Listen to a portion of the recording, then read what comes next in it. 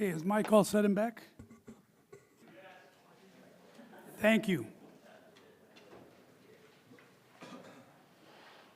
Okay, it's 7 o'clock. I would like to call to order the Thursday, January 11th, 2024 meeting of the Waukegan Planning and Zoning Commission. Can we have a roll call, please?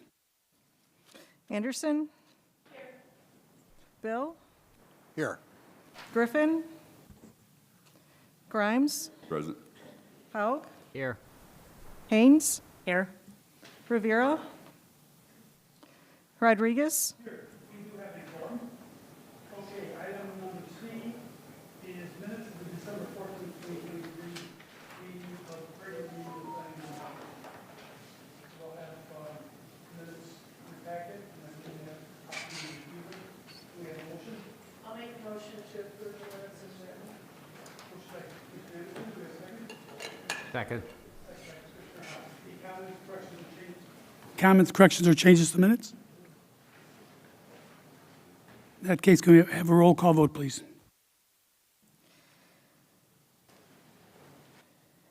Grimes? Haug? Yes. Haynes? Abstain. Anderson? Yes. Bill? Yes. Rivera? Rodriguez? Yes, motion carries, minutes are approved. My apologies, Chairman. So Commissioner Grimes asked to pass. I wanted to see if that was an abstention or if you were just... I wasn't here for that meeting. Okay, so we're counting that as an abstention. So the motion does pass, correct? Correct. Okay, thank you. Next item is audience time. And this is an opportunity for anybody here who would like to address the commission on any matter, whether it's on the agenda or not. During tonight's agenda, during the hearings, these are public hearings, and anybody who wants to speak out or comment or ask questions may speak up at that time. But this is an opportunity for anybody here who would like to speak up on any matter, who would like to address the commission on any matter. Is anybody here who would like to do that?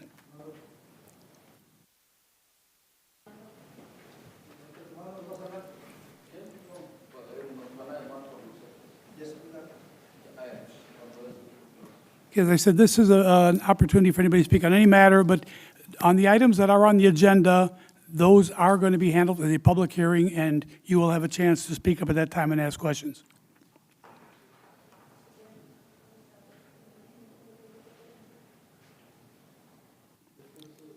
Okay.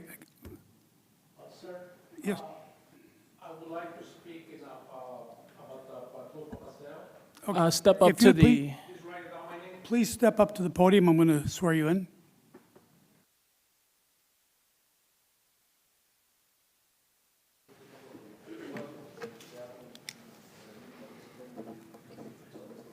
Okay, this is public comment. This is not the hearing, so I don't need to swear you in.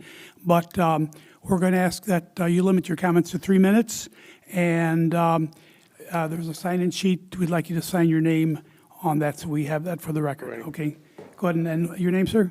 My name is Uriel Vieira. Okay, please proceed. Okay, just what I would like to let you know, I don't think will be a good idea to okay the permit for Club Paseo because they've been doing that stuff they're not supposed to be. They should be supposed to be help people, not getting money from them and charging money for food or stuff like that. So they 2 years ago, they stopped, and the North State Bank, they stopped giving them food to them because they were selling it. And there's a place where they always drinking inside. I mean, if you ask for pictures of camera films, you will see that. So I think it's kind of dirty, the stuff they have over there. And it's not positive for our people. They still saying the COVID is still here, so they still giving food, and the food they give it, this is not right. Sometimes it's like out of codes and stuff like that. So I think this is very bad for Waukegan. And besides that, they using my social security number to getting up money from the government. I opened a case today, and they would start digging about it because they are getting money with my Social Security, and when I used to enjoy that club, so when I find out they were doing everything wrong, I get up, I give in my resignation to them, and I tell them I want everything it was mine to just get rid of it, and they still using my Social Security number because they don't have no legal papers, and I am a USA citizen. So that's all I have to say for now. Okay, sir, thank you very much. Sure. Can we have the address? Do you have the address of the business? That was in March, I believe, March 6, 2022. She's asking for the address of the business. Oh, that's Club Papaseo, La dirección. 1220 Grand Avenue in Waukegan. 1220 Grand Avenue, Waukegan. Okay, thank you, sir. Sure. Next item is old business. I don't believe we have any. Somebody else wanted to speak? Okay. Yeah. How you guys doing? My name is Eduardo Fajardo. I'm the president and co-owner of Lake County Sports Center. We're a family-oriented business, and they're supposed to try to open a cannabis business behind us, and that will affect us greatly because we got a lot of kids. We open 7 days a week. We got a lot of kids going there, and I think it's going to affect us a lot because we got youth league Saturdays. There's 600 kids that goes there, and having a cannabis business so close to our business is going to affect us a lot. Thank you. Thank you very much. Is there anybody else? Okay, moving on to item 3, old business. Is there any old business we need to discuss? Moving on to item 4, new business. Zoning.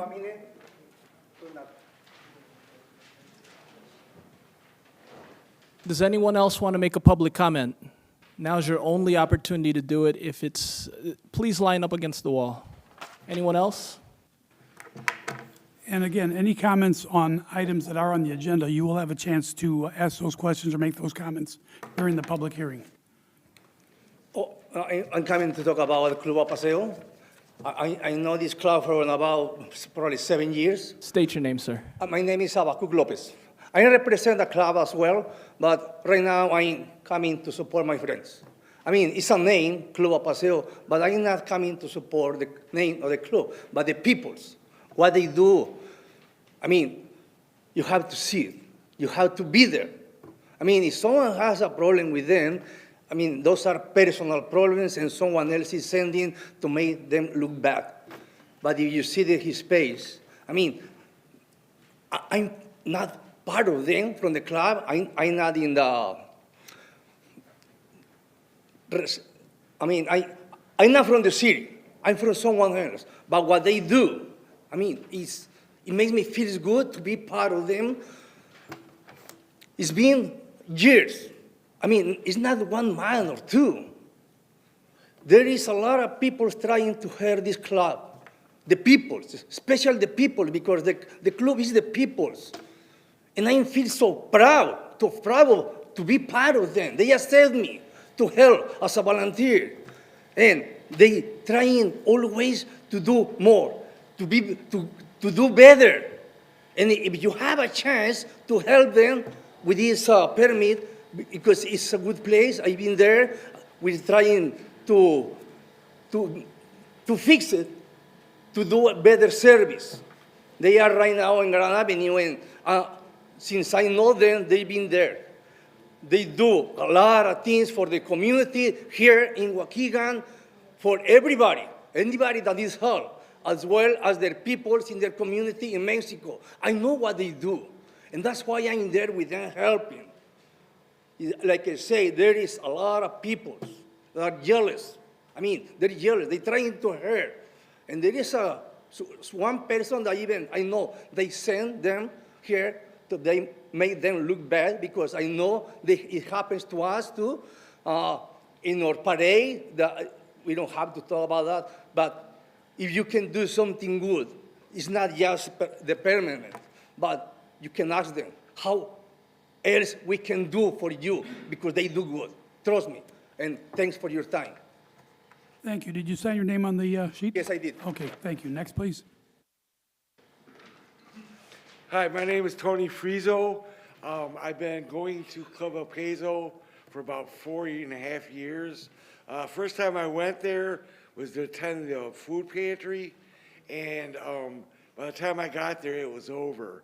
And they said, come on down into our basement, because what they do is the volunteers chip in and they buy lunch for the volunteers there.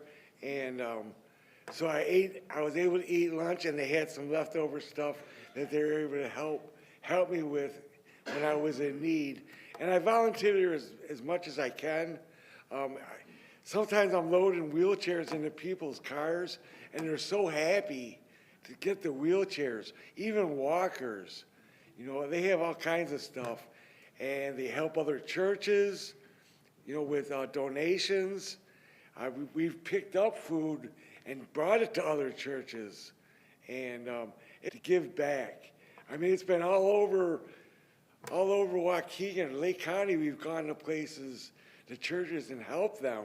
We've brought them food because they didn't have the trucks necessary, the refrigerated trucks, to get the food so that they could have a food pantry for their parishioners in their church. And they have all kinds of programs. They teach Spanish or English classes and computer classes. They have music classes there. It's just, they offer so much to the community. I don't know. I volunteer as much as I can, and I'm really glad to do it because I know what good they do to the community. Thank you. Thank you, sir. Did you sign your name on the sheet?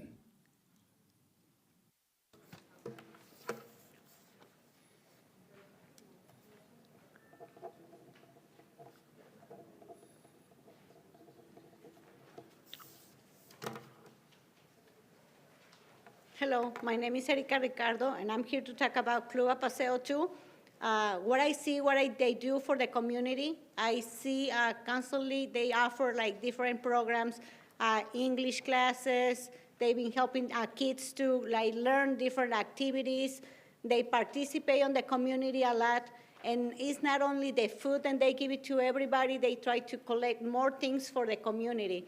So everything that they provide is, what I've been seeing is free. I never see like they charge anything for anybody. So I've been there several times when they are giving away the bread, they giving away the food, and I never see like they charge for anything. So even the classes to keep people like doing something to learn, something to do, and like probably they can open their own business and sell little things here and there. So I think it's really helping the community to do more. Thank you. Thank you.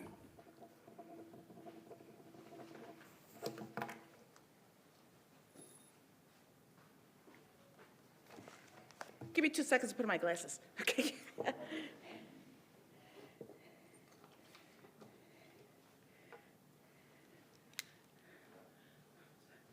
Okay, I'm here in regards to the Have your name, please? application I believe you have from Armando Pena.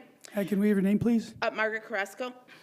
I have here an official letter from the Northern Illinois Food Bank in which he was placed on probation for the following things: exchanging food, selling food, just a whole laundry list of violations. Okay, he was suspended.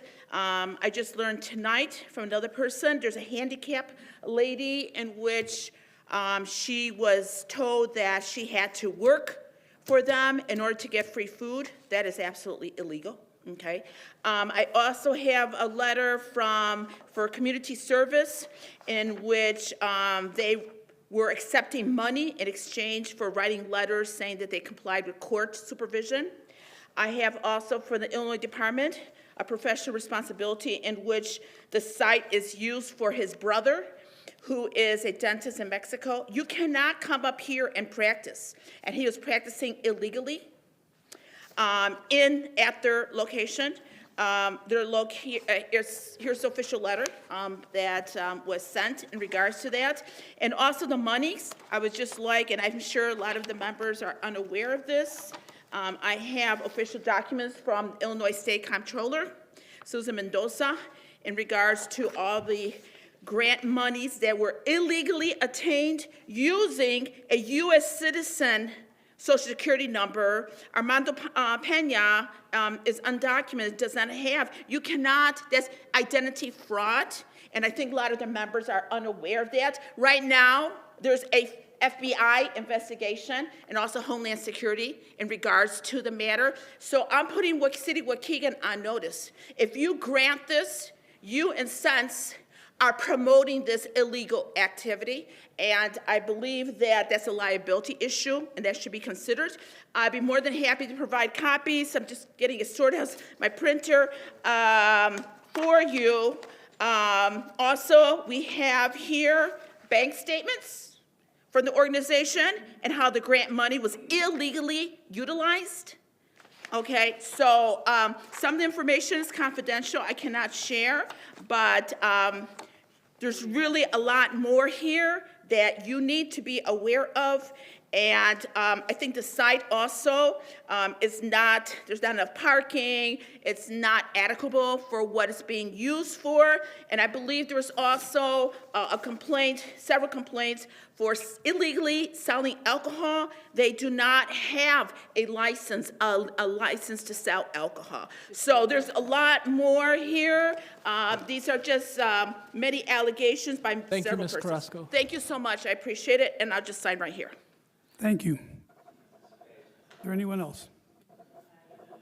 Okay, now moving on to old business. Did you want copies of these documents? You can leave them with me. I don't believe we have any old business on the agenda. Moving on to new business, item 4. There are 5 items on the zoning calendar that all pertain to the same request. Chair, to be fair, the first item is a zoning text amendment. The applicant is the department. And so it's a general text amendment not linked to any private applicant. Okay, so should we just handle this one separately then? Yes, please. Okay. So let me just tell you what this is. It's item 4A, zoning calendar number 2736, which is a text amendment to section 4.18 of the zoning ordinance regarding the co-location of cannabis business establishments to allow the co-location of a recreational cannabis craft grower and a recreational cannabis processing organization in the 11 redistricted industrial and 12 general industrial districts. Good evening. I'm Noelle Kisher-Lepper, Director of Planning and Economic Development for the City of Waukegan. So I'm speaking to you tonight as both the staff person representing this project as well as the applicant. So we're applying for this text amendment because in discussion internally among staff and with our attorney, it became very clear that our code language was not clear and did not properly match the state regulations. So the state allows for a cannabis craft grower to also do processing under the same license. And our code talked about some co-locations, but it didn't identify those two things together. And so we were concerned that without a change to the ordinance, we might be either in violation of the ordinance or set up a future problem. So the purpose of this is to clarify our language to match our intent, which was to allow for the things that the state allows under its licensing. So it would add language that would change the paragraph on co-location of cannabis business establishments to specifically name the processing with the grower as part of what's allowed for co-location. First of all, I just want to mention that I misread this. It talked about I-1 restricted industrial and I-2 general industrial districts. I misread that. Yes, that's correct. It is in the industrial districts only. And so again, this is for a craft grower, not a dispensary, has nothing to do with a location where customers come. It's the processing business operation. growing and processing. And this is strictly a text amendment. This is not tied in with the petition that we're going to be hearing next. It's for clarification purposes, that's correct, a Thank simple you. text amendment. Okay, do any of the commissioners have questions of city staff?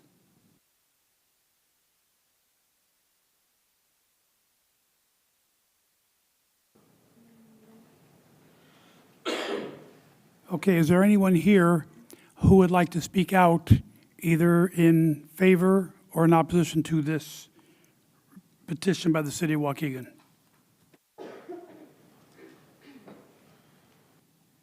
Okay.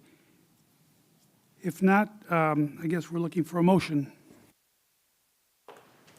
I'll motion to recommend approval of a text amendment to the zoning ordinance allowing the co-location of a recreational cannabis craft grower and a recreational cannabis processing organization in the I-1 restricted, there's no, and I-2 general industrial districts. You said that very well. Do we have a second to that motion? Second. Second by Commissioner Haug. Any further discussion on the motion? Can we have a roll call vote, please? Grimes? Yes. Haug? Yes. Haynes? Yes. Anderson? Yes. Bill? Yes. Rodriguez? Yeah, yes, motion carries. Okay, now the next four items are pertaining to a request. And what they are, I'm going to go through them, and we will hear from the city first. And as we, these are going to be presented, they'll be presented as one project, but when we come to vote on them, we'll be voting on them as individual items. So it's 4B zoning calendar number 2737, variance for the distance between a recreational cannabis facility and a pre-existing recreational center in the I-1 restricted industrial district at 345 North Lakewood Avenue. Item 4C, zoning calendar number 2738, variance from the minimum parking requirement under section 12.2, off-street parking, class number 9 greenhouse wholesale in the I-1 restricted industrial district at 345 North Lakewood Avenue. Item 4D, zoning calendar number 2739, conditional use permit for a recreational cannabis craft grower in the I-1 restricted industrial district at 345 North Lakewood Avenue. And item 4E, zoning calendar number 2740, conditional use permit for a recreational cannabis processing organization in the I-1 restricted industrial district at 345 North Lakewood Avenue. Who will be presenting for the city? I will. Thank Isabel you. Guadarrama, planner for the city. Like you stated, there are 4 applications for this project. We asked them to apply for each conditional use as separate applications because we do define it separately in the ordinance. So those are for the craft grower and the processing facility. The 2 variances will deal with parking, and the second one with the distance from sensitive areas. Okay, so this is the location where it's taking place. They are proposing the grower and the processing in that same building. I believe they currently do have their license from the state, so they are just looking for a location. This is an industrial area, so it would be a conditional use if council were to approve it in order to proceed with the use. So cannabis would be the sole operation of this facility. Any additional use would require an amendment to the conditional use permit and okayed, I believe, by the state of Illinois. As you may know, this used to be the old TKG recycling company. They no longer have an active business license with the city, so they're not able to occupy this building and perform their business. We didn't have any additional comments from any other departments other than they would need to apply for any building permits for construction and just follow the safety requirements with fire and building. They are in communication with the police to make them aware of their intention with this property and also review their security plan if anything were to happen.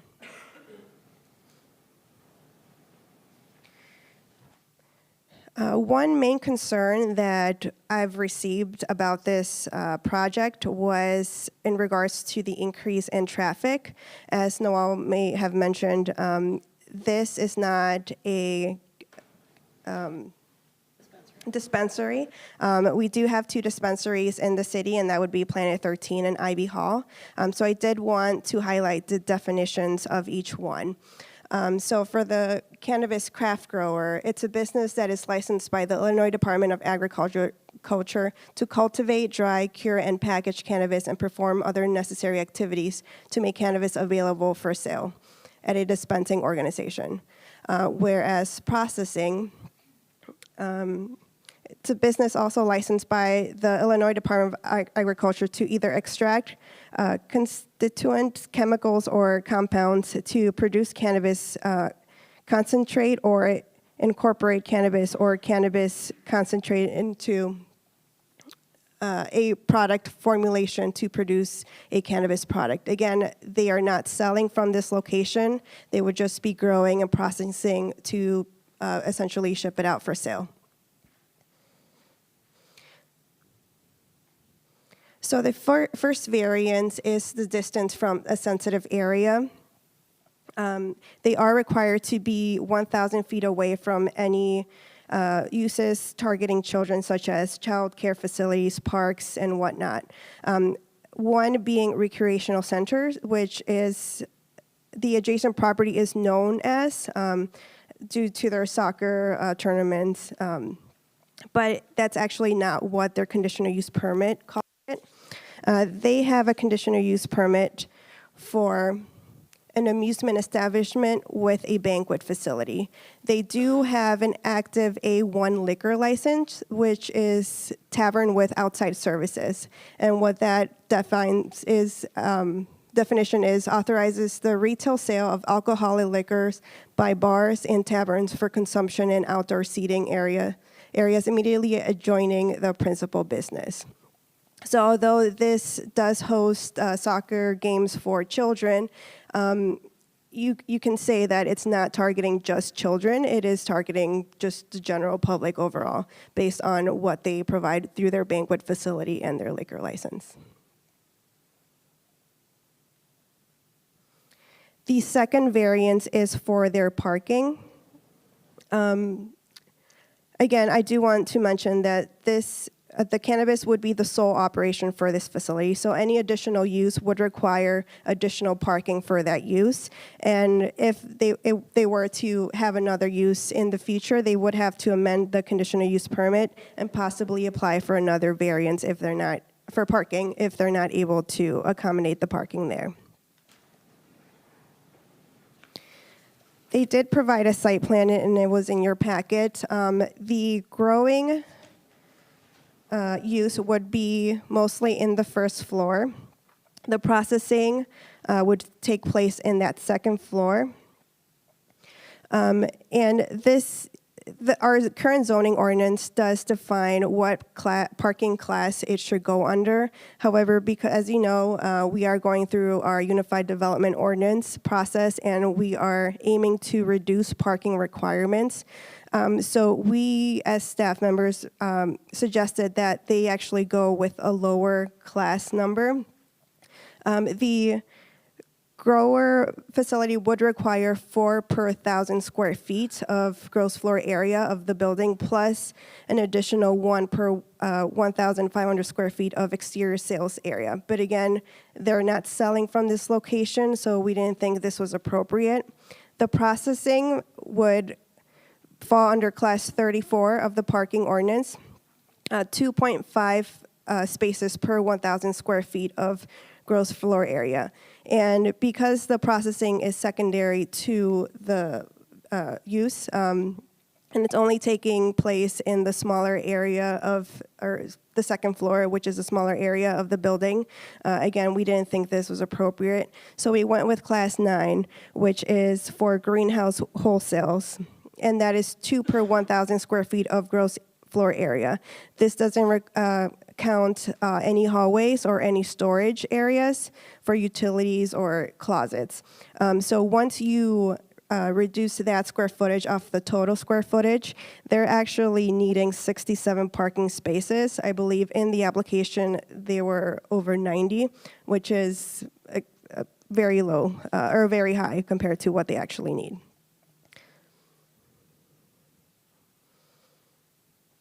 So if you were to approve this, we do recommend some conditions. Knowing the previous use that was located at this building, we wanted to make it more appealing to those passing by and those adjacent to this property.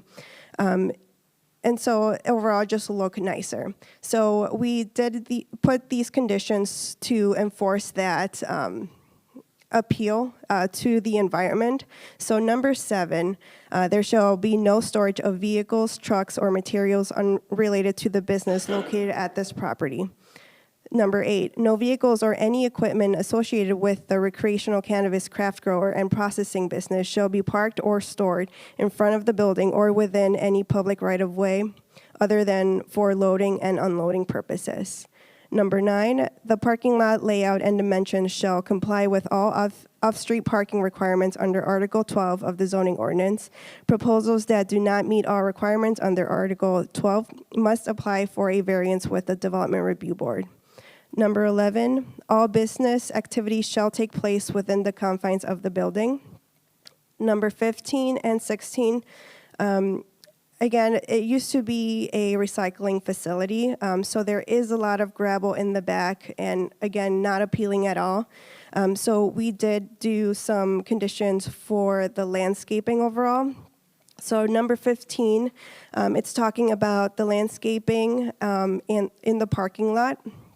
And we are asking to comply within 24 months, but we would like to see some kind of draft within the next 9 months after approval of this conditional use permit.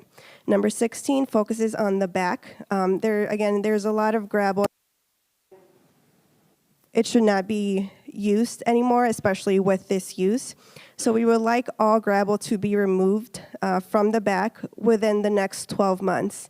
And a draft of the landscaping plan should be provided to staff within 9 months of approval of this conditional use. So again, just on your options for tonight, the approval of the variance under zoning calendar 2736, the distance from the sensitive area must be approved in order to issue the conditional use permit. The denial of the parking variance, zoning calendar 2738, would just result in the property complying with the minimum parking requirement for the use. But if denial by City Council would result in the property remaining vacant until a proper use is proposed. And I'll just put up the finding of facts so you can decide tonight.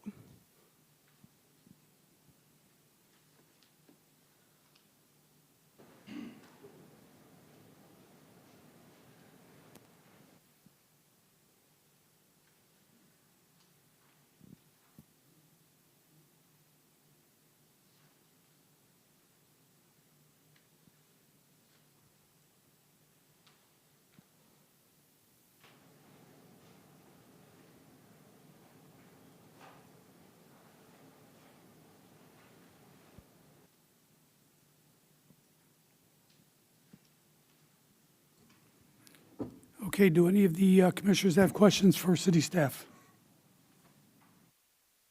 I just have a question. Looking at this particular shot, it shows the outline of the building and it shows the gravel, but there is a part behind the building there that says not part of leased premise.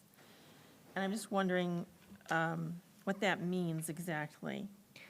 So they are not purchasing this property. They are leasing to the owner. And it wasn't clear what that was going to be used for. So I'm not sure if they're able to talk a little bit more on it. But again, like I stated, would only be used for cannabis, what they're approved for. It wouldn't be for any other use. So it could be used for storage if they would like. But I think by pushing that back to be grass and restored to greenery would help make sure that no other use will be allowed in this location. And the requirement that we would be making would be of the lessee to clean up this gravel area, not the owner or the lessor. It's the lessee's responsibility to take care of that. Well, that would be on them. That would be an agreement that they would need to decide. But by signing the application, we'll both have to sign the application so that they're both aware of what the process would be and what the consequences could be. Commissioner Bill. I have a question. Given the history Waukegan has with Superfund sites, and this was a recycling facility, was any test done on what they recycled and anything that might be damaged that needs to be cleaned up by the owner? Not related to the intent of what we're planning, but just a comment on the recycling center. That operation took place under a US EPA permit with the Lake County Health Department monitoring, so I believe that they've recorded all the status information on the site. You're welcome. Any other questions from commissioners? Okay, I'd like to ask the applicant to make their presentation.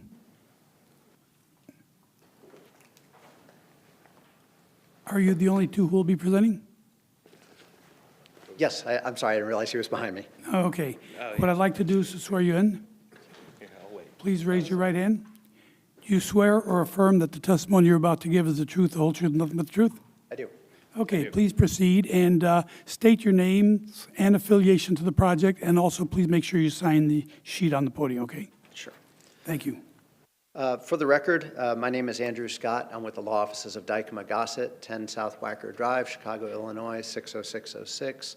And with me this evening is Andrew Boyens with the petitioner, Canequality LLC. Are you? Thank you. Should I tell you to advance, or can I control it? Oh, sweet.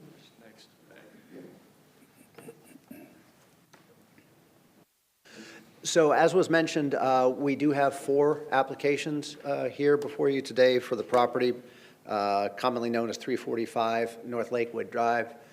You can see it crosshatched on your screen. It's just a few properties north of Monroe. It's about a 4.25 acre site. So what we're asking for this evening, not to be too repetitive, but it is a conditional use for a craft grow facility, a conditional use for a for a processing facility, and then the parking variation, and also relief from the distance required between a cannabis facility and a so-called sensitive use, the recreation center. As was mentioned, my client, Canequality, they are the tenant at the property. They've signed the lease.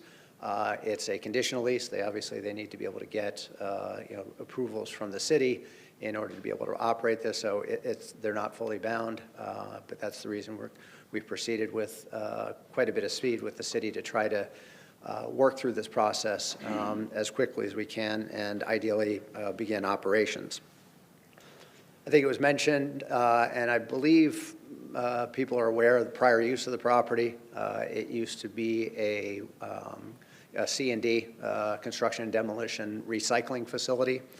As was mentioned also, the area, as you can see, it's a solidly industrial area of the city to the north and the south. A lot of industrial uses in the surrounding area.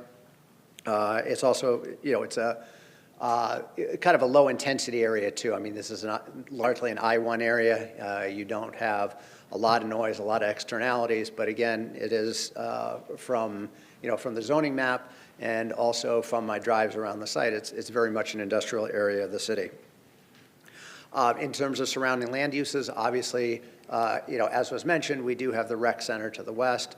But the other uses in the area, there's an epoxy manufacturer to the north of us, there's a construction company, there are several storage facilities, Again, all in furtherance of what is predominantly an industrial area of the city. The property itself, if you can zoom in on that or try to, there we go, down a little bit, there we go. So that's a survey of the property. As I had mentioned, it's a little over 4 acres. It's a 46,000 square foot building. A little bit, it's predominantly 1 story, but it also has a mezzanine up front. The property itself has, there are 34 parking spaces that are in front of the building, as you can see right off of Lakewood. There are 4 curb cuts on Lakewood. There are 2 furthest to the north, furthest to the south that provide circulation around the property. That was at the time, I think when it was used for the recycling facility, so it allowed trucks to come in and move out easily. And then there's also a second set of ingress and egress to the property, to the parking spaces in the front. Again, we like the setup simply because it provides for safe and efficient traffic movement for employees, for guests that might come to the facility. You'll hear in a minute, I'm going to talk about, we have very, very little truck traffic associated with this project. But again, it's nice to have kind of the segregation between kind of trucks and those types of uses that support the business, and then for employees that are at the site.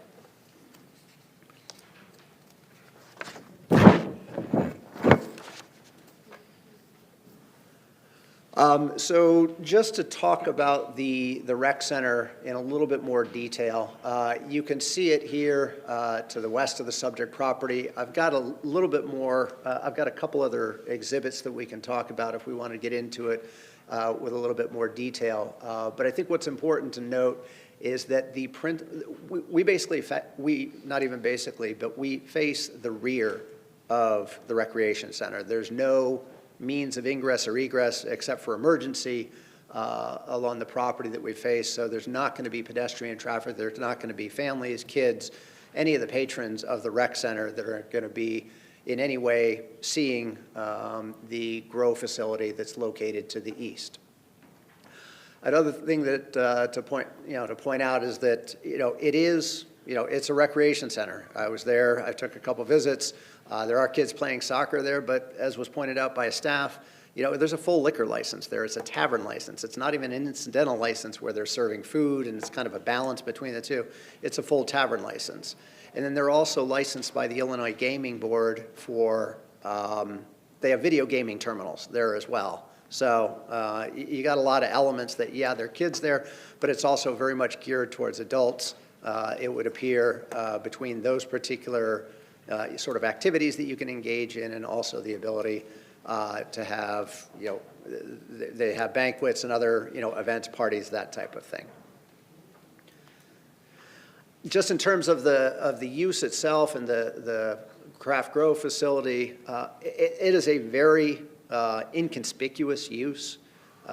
We don't have, this isn't, again, I should just emphasize, this is not a dispensary. This is not retail. It's not open to the public. We're not going to have public traffic there. All we're going to have is we're going to have employees coming and going, and we're going to have vehicles. We think at the most 5 vehicles during the course of a week that are going to be doing pickup and drop-offs of products and deliveries, things of that nature. And that's actually very much in a strong contrast to the use that was here previously. As I understand it from the prior owner, they were open 8 to 4 every day. They had anywhere from 50 to 70 semi-trucks that were moving in and out of the facility every day over the course of a single business day. They also had, and you're going to hear a little bit more from Andrew Boyens about employees, they had about 25 employees on site any given day, so roughly comparable in terms of employee traffic. We're anticipating having about 30 employees at any given time, so roughly comparable in terms of employee traffic.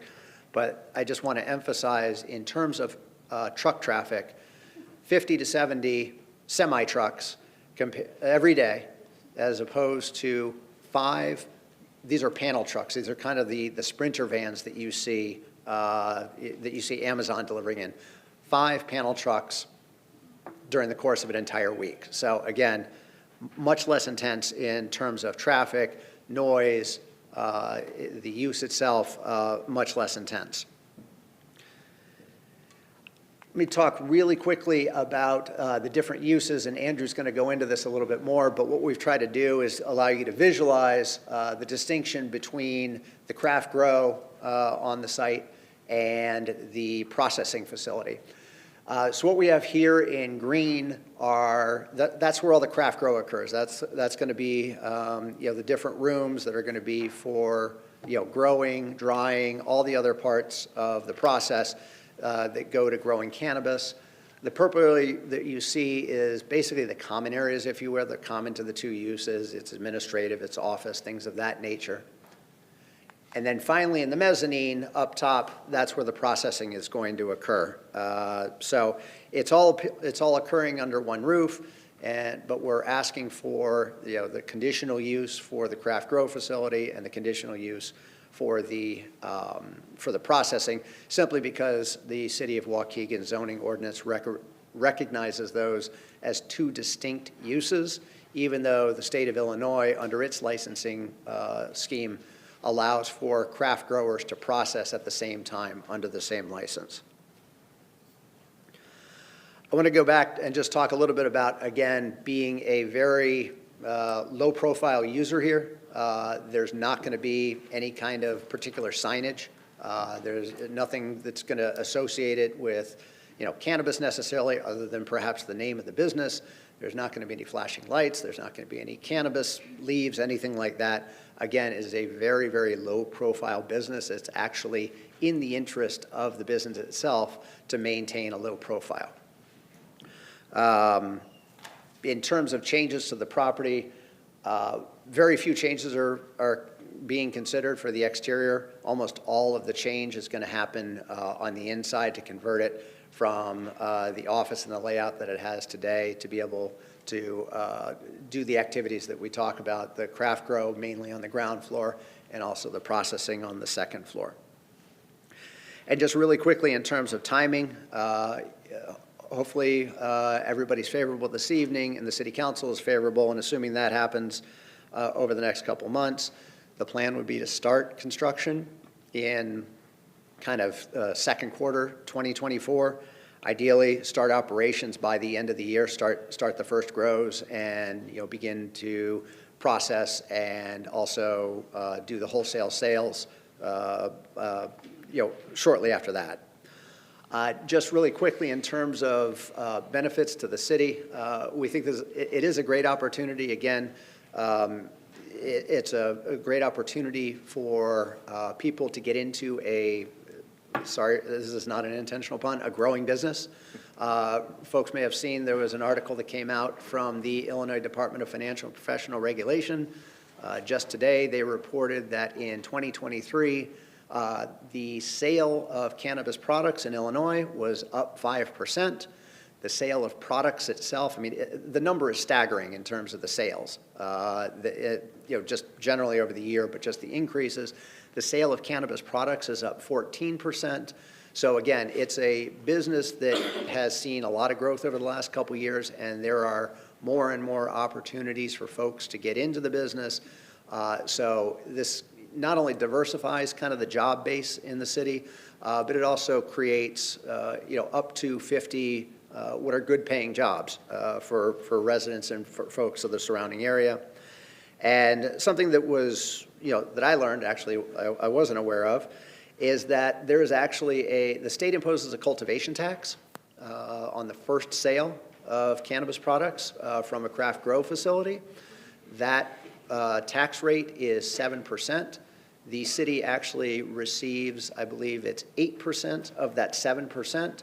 So we're anticipating in the next 2 to 3 years, sort of once we get up and running, sales will be, the wholesale sales will be roughly in the $25 million range, and that translates into roughly $140,000, $150,000 in tax revenues that come back to the city. So just again, you're reoccupying a building which stabilizes your real estate tax base. You've got another taxable sale going on here that strengthens and stabilizes your sales tax base. So ideally, between the jobs, the tax revenue, kind of reoccupying what's currently a vacant business with a much less intense use, we hope that everybody agrees that it's kind of a win for the city, and it's also a great opportunity for my client. I will stop talking now. I'm going to turn it over to Andrew Boyens, who can talk you through operations and a little bit of his background, and then we can answer any questions you might have. Thank you for having me. I guess I'll start off with just giving you a brief history about my background in the business. I've been in it since I was 24 years old. Started one of the first 5 vertical businesses in Colorado. Was lucky enough to sell that business in 2018 and 19. Moved my family to Illinois, where my wife's from. Have been kind of trying to figure out what the next step was. Saw this obviously opportunity, and over the last 16 years of operating in this business, have been lucky enough to not have any infractions on any of our licenses. Have operated in 16 states and 2 countries. Consulted, advised, in all of those states from, start to finish. So, I think we're, like Andrew said, just trying to be a good, part of the community. Always when we enter a new, community, we really hire heavily locally.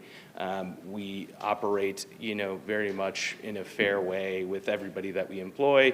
We pay that way. We pay above, average, pay in any states, right? Any country, I would say, across the whole country in the industry. We also want to be a good neighbor, for everyone, including the rec center. We definitely want to, work with anybody around to have conversations about what we're going to be doing, how we're going to be doing it. We're very transparent, but like Andrew said, we stay pretty discreet, right? We don't, put big flashing signs up. We don't, try to do anything that's going to draw a ton of attention to the facility.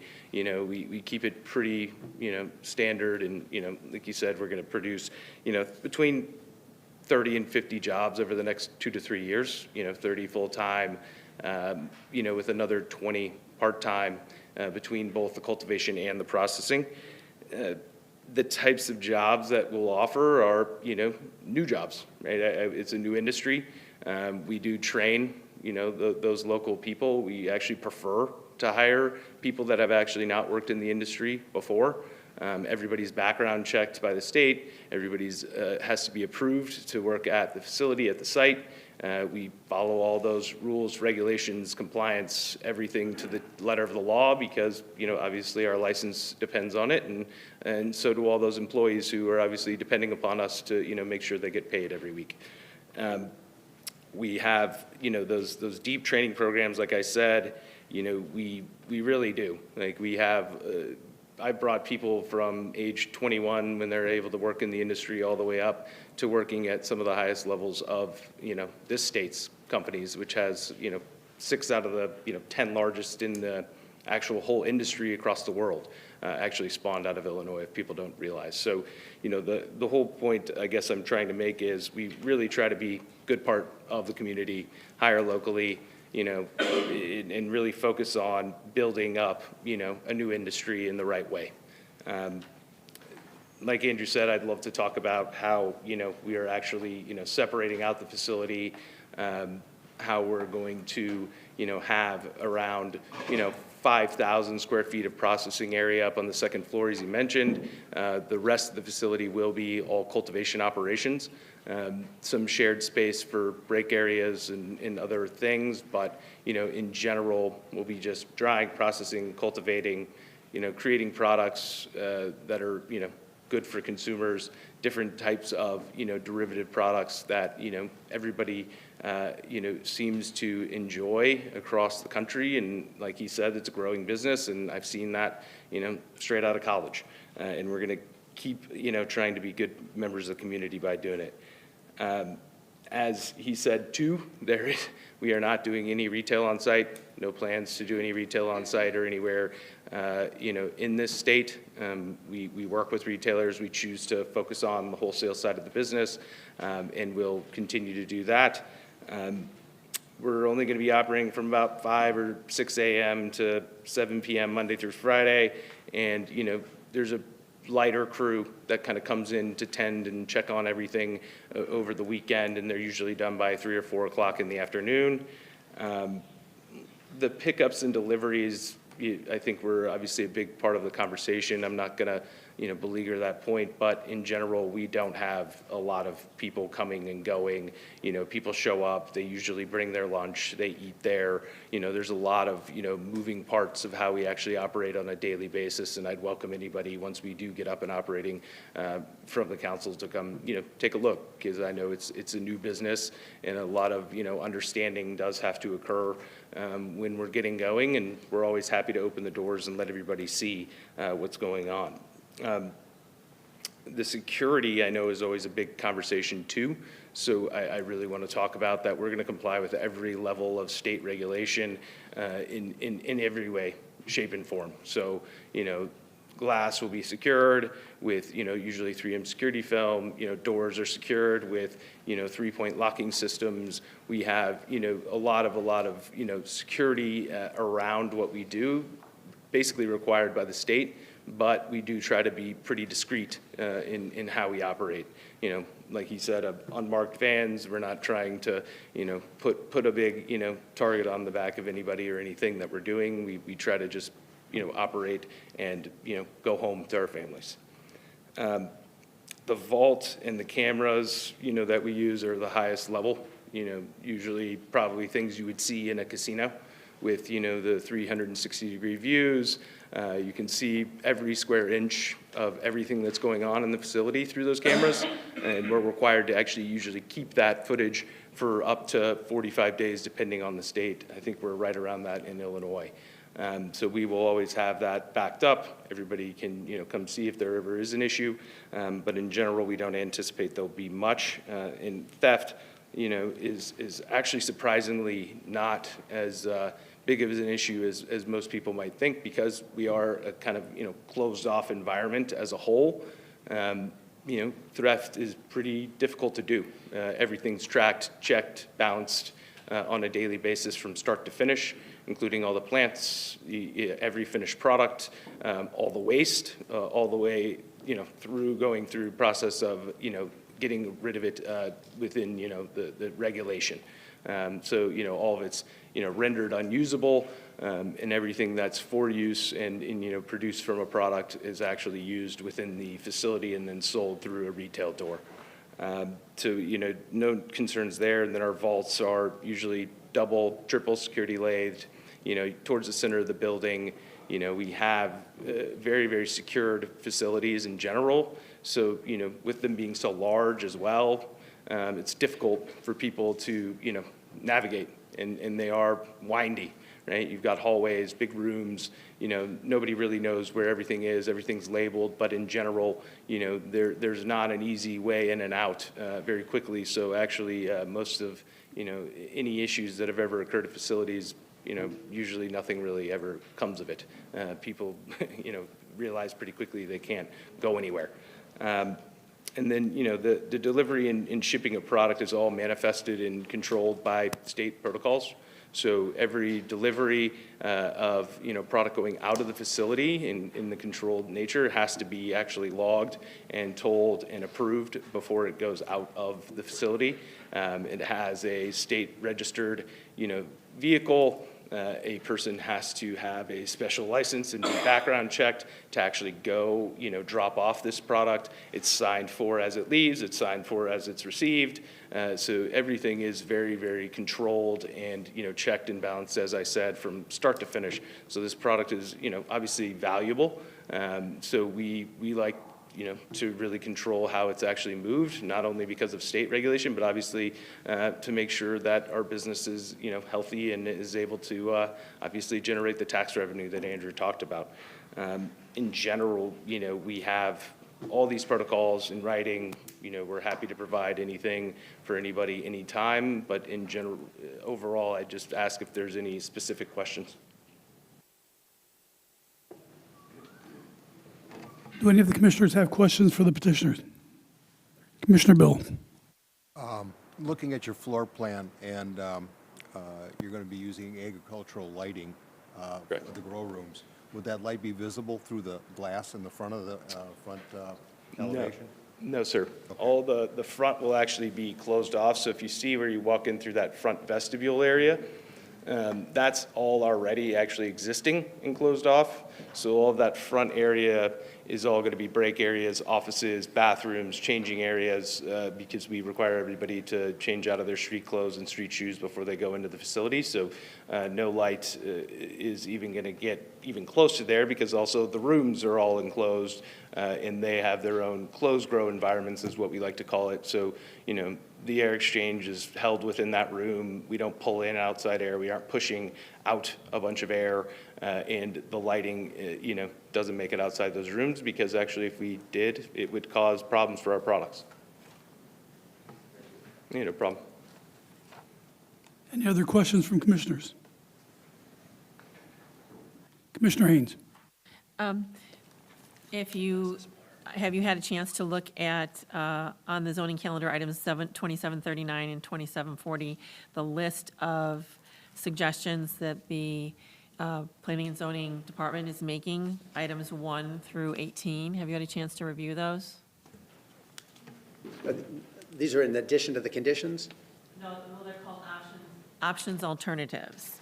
So on the Planning and Zoning Commission staff report for zoning calendar items number 2739 and 2740, there is 18 items that are listed, and I'm just wondering if you've had a chance to review those and if those are acceptable and doable in your mind. And just to provide further clarifications, those are the conditions. Okay, yeah, I just want to be sure. Yes, we've had time to review those. I just want to be sure that we were talking about the same stuff. So everything that we talked about as conditions for approval, we plan on doing within the 9 to 24 month period. We'll provide everything that they asked for, and, you know, we plan to comply. Okay. One other question regarding that back area, which we decided, I was curious as to whose responsibility that's going to be, and is that something you're taking on, that gravel area, or is that something your landlord will take on for you? We're working with them to come up with the best solution of how that's actually going to be handled between the two of us. Post-approval, you know, but one way or another, one of us is going to do it. Okay. Anything else from commissioners? Okay, I'd like to ask if there is anyone here who would like to speak out in support of this application. Anybody here in the audience? Is there anybody here who would like to speak out in opposition to this request? Please. Can you come up to the podium, please?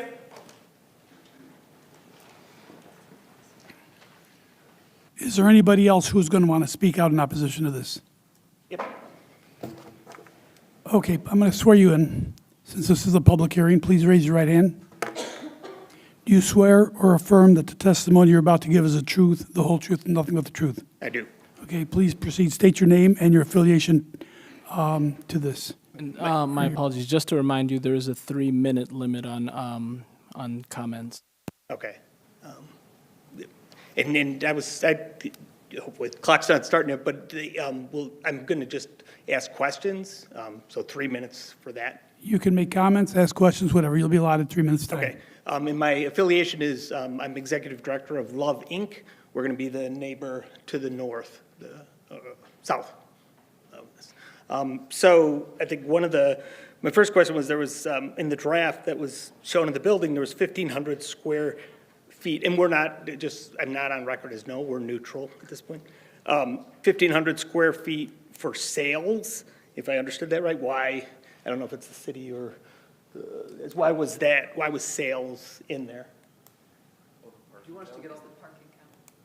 So it would be, you have 3 minutes. I would just ask all of your questions, and then when it returns to the, whoever's going to answer them, they'll answer your. Okay, thanks. And then no plans to dispense. I would ask, would they commit to not shifting ever to a dispensary and have any of the other sites that you've least ever gone from processor to dispensary. Wanted to ask if there was human safety personnel on site at any point during the day, and either for the city or for the leaser, are there environmental concerns with the processing that are being addressed, and how are those monitored? Those are my questions. Thanks. I'll respond to the initial questions if that's okay, and then I'll let the Yes, please. petitioner fill in anything that I missed. So the sales floor issue came up in regard to our parking requirement. Our language in the zoning code designates that cannabis uses are to be classified for parking purposes, the same as a retail greenhouse.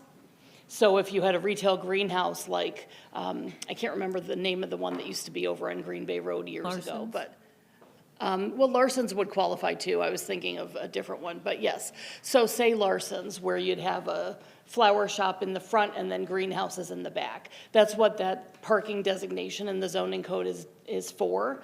And that is the reason why we instead said, because this use doesn't have a retail component, we want to compare the parking language for a wholesale greenhouse that doesn't have the retail, which has a lower parking requirement. So that's where that number came from, though. And then the second question was, I'm sorry, did you capture it? Will it ever go to a dispensary? Oh, thank you. So a dispensary would require its own conditional use permit. The two that we have in town have gone through a conditional use permit process, much like this, but it would have to come to us through an application, be considered and reviewed, and get a recommendation from the Planning and Zoning Commission and go to City Council for final approval. A standalone dispensary would not qualify to go in this location. It could only go in this location if it were co-located with a grower or a processor. So could it never be a dispensary, or it could with a change in zoning?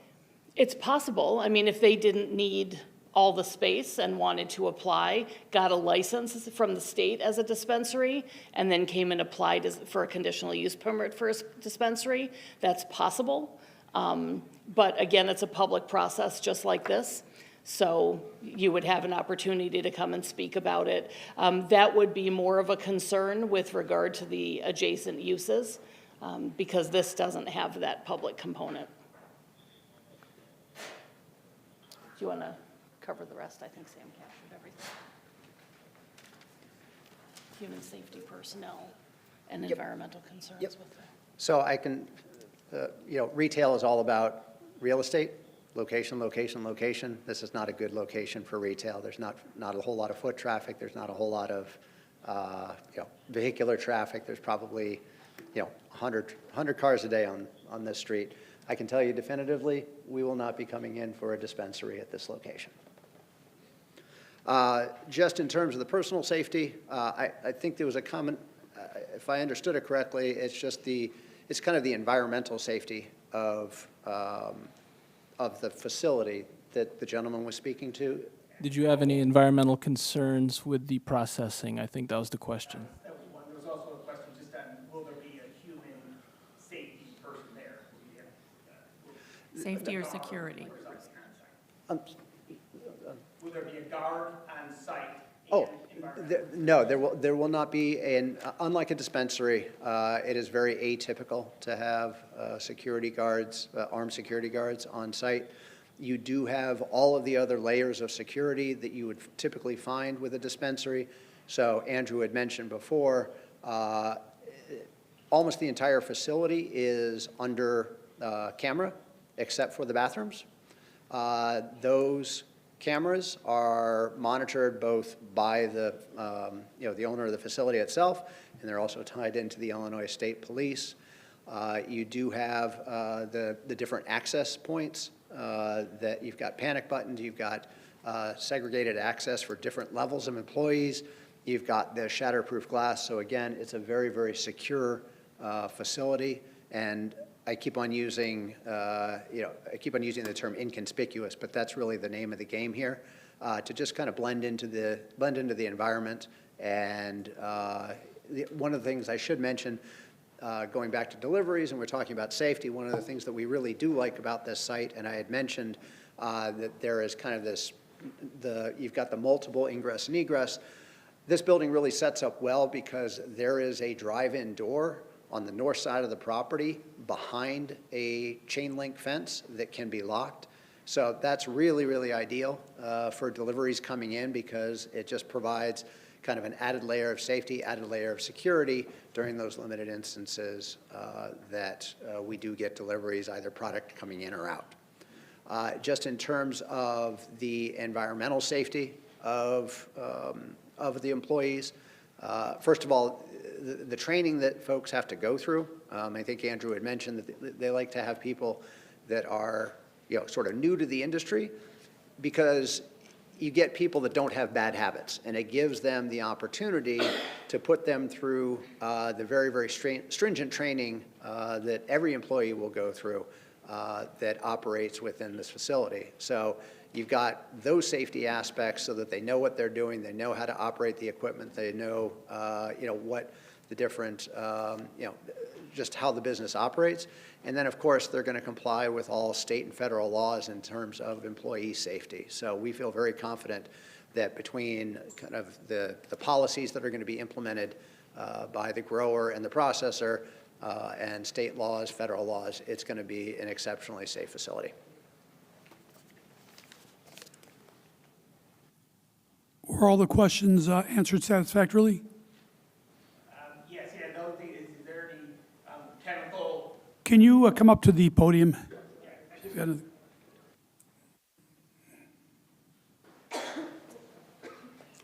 Just is in the processing of it, is there any chemicals going out? No, it all stays in. That's my question. Thank you. No, there's no chemicals that are going to be expelled out of the facility at all, or really Okay. utilized. Okay, thank you. I understand the gentleman was not really an objector, but he just had questions. Do any of the commissioners have questions of the gentleman that have the questions? Any questions or comments for him?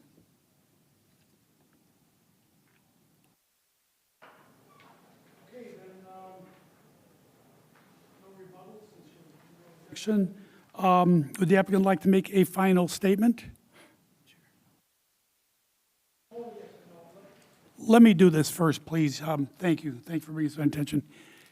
We did have some letters of objection for this, and I would like to read these into the record. The first one is from Donna Swanger of 2562 Augusta Drive in Wadsworth, Illinois. She objects to this. She says, "I feel it would bring more traffic to the area and residential property would go down in value. Also concerned about more auto accidents." Next letter of objection is from Jose and Maria Salgado of 3170 West Monroe Street, apartment 116, Waukegan, Illinois. "I object to all of them, 2737, 2738, 2739, 2740. I am an old lady and I do not agree to the recreational cannabis facility." Next letter of objection from Emily Insomo of 3130 West Monroe Street, number 203 in Waukegan, Illinois. "The location is too close to where the recreation center is where children goes. It is not safe to expose our kids to such business. The neighborhood is a residential area." And then the last one is a letter of objection from Lake County Sports Center and ENTMT, Inc. of 350 North Oakwood Avenue. This is also a letter of objection. "Ways indoor soccer facility located to the west of the proposed development has over 4,000 community members that attend the facility weekly. The proposed growing facility would impact the leagues and families that attend the soccer facility. This is a family area that we feel would be impacted by the proposed." So we'll give the petitioner a chance to respond to these objections if you care to. Sure, just, I guess a response and just a couple of comments. Just, I think we've already talked about, this is far, far less of an impactful traffic operation than what was previously there. It's very, very consistent, we believe, with other uses in the area. So I think that we're going to be very consistent in terms of uses in the area and are not going to, we're actually going to generate less traffic than the prior user.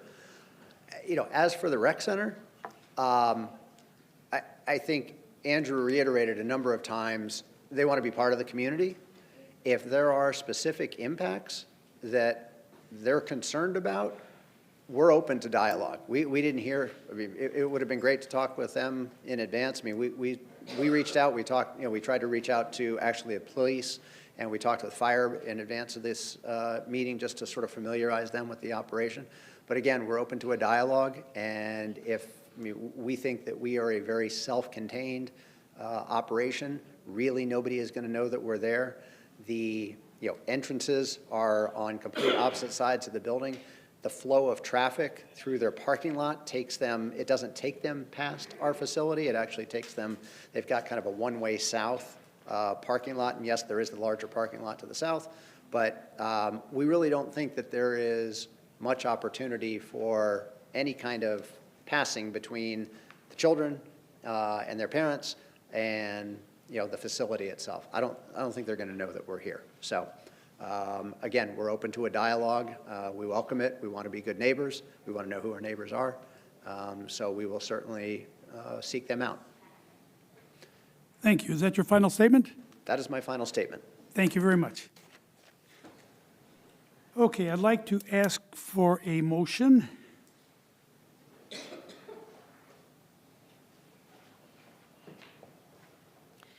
I'd like to motion to recommend the approval of a variance to the zoning ordinance as set forth in zoning calendar 2737. And as I mentioned earlier, we are taking all of the 4 items separately as individual items. So we have a motion on the floor to recommend approval. Do we have a second? Second by Commissioner Grimes. Is there any further discussion on this motion? This is a motion to recommend approval of a variance to the zoning ordinance as set forth in zoning calendar 2737 only. Any further discussion on this? Can we have a roll call vote, please? Grimes? Haug? Yes. Haynes? Yes.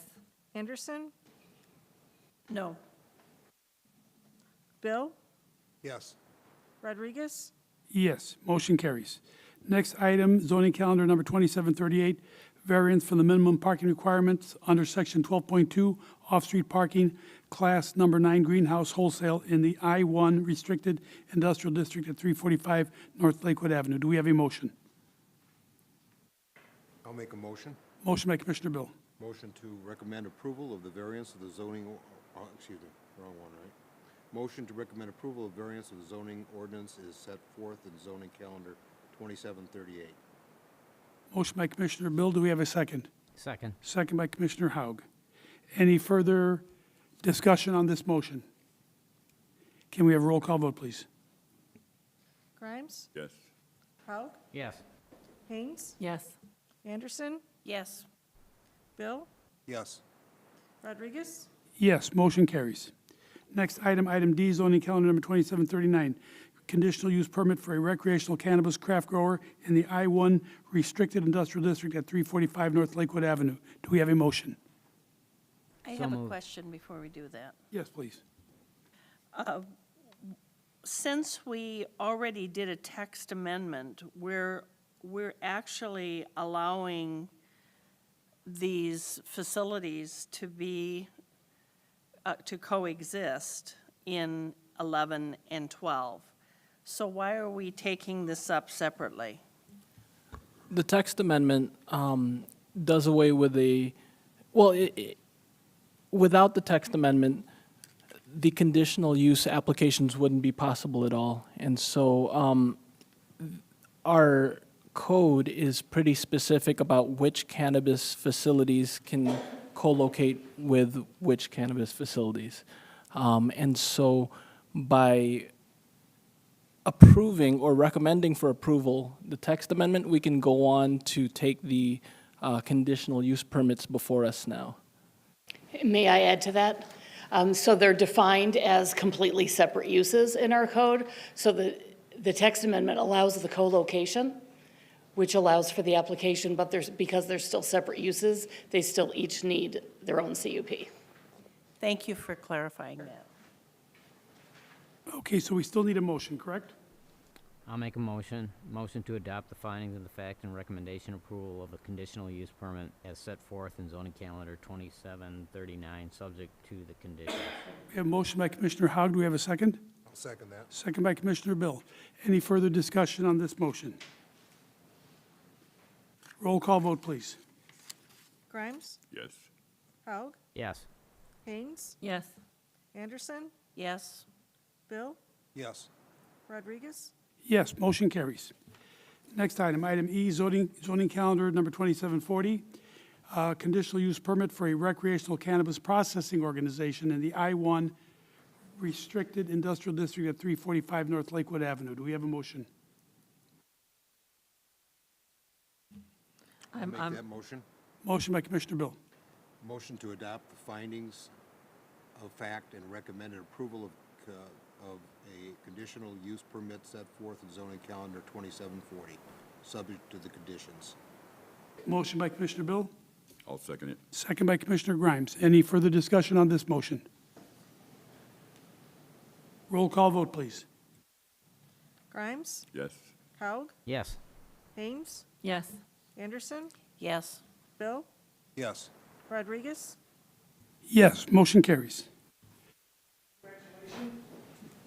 You've passed this hurdle. Good luck with this. The next step is the Community Development Committee, Monday, February 5th, approximately 5 p.m. in this chamber. Good luck with your project.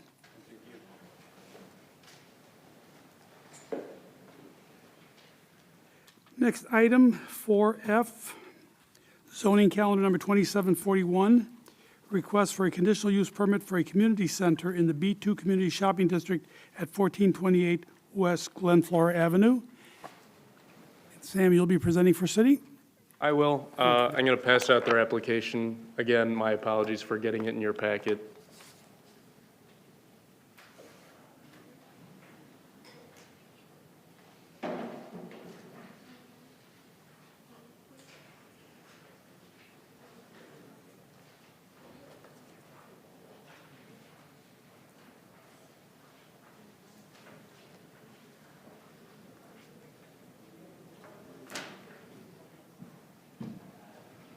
Good evening, Commissioners. My name is Sam Green. I work in the Planning and Zoning Department. For members of the public, my role here is to present this case in an objective interpretation of the zoning ordinance and help explain the zoning implications related to this community center. The application before you today is for a conditional use permit for a community center in the B2 Community Shopping District, located at 1428 West Glenflora Avenue. This is the former Office Plus location. The applicant is Club Apaseo El Alto. That's the location, that red star. You can kind of see downtown, and then it's northwest of there. And to the right of that is an up-close look. As you can see, the pinkish color is a business district, and the yellowish hue is residential districts. So as I said, this is the former Office Plus location. Club Apaseo El Alto currently operates within the city of Waukegan at 1220 Grand Avenue. They are hoping to move to this location. It's larger, and they are a growing nonprofit organization. They need more space. This organization provides classes about Latino culture and resources for their community. They operate what they've called a food dispensary. It's food giveaways. I'll touch more on that later, and I will let the applicant speak more about their classes and their operation when he is here. We did get one objection letter. I will let the chairman read that at the end. So if you know anything about that Office Plus location, you'll know that the parking in front is minimal. It's only a few spots. It's right in front of the building. So to remedy this issue, the applicant has leased space from the neighboring property for the purpose of parking. It's already paved. They're going to improve that with 22 extra spaces, bringing the total to roughly 30 spaces. So you're aware, a final parking design and parking count is still in development. This was a draft, it has not been finalized, and that will be finalized at the Development Review Board. So we are approving their conditional use permit to allow them to operate and to open their doors. The parking will come later.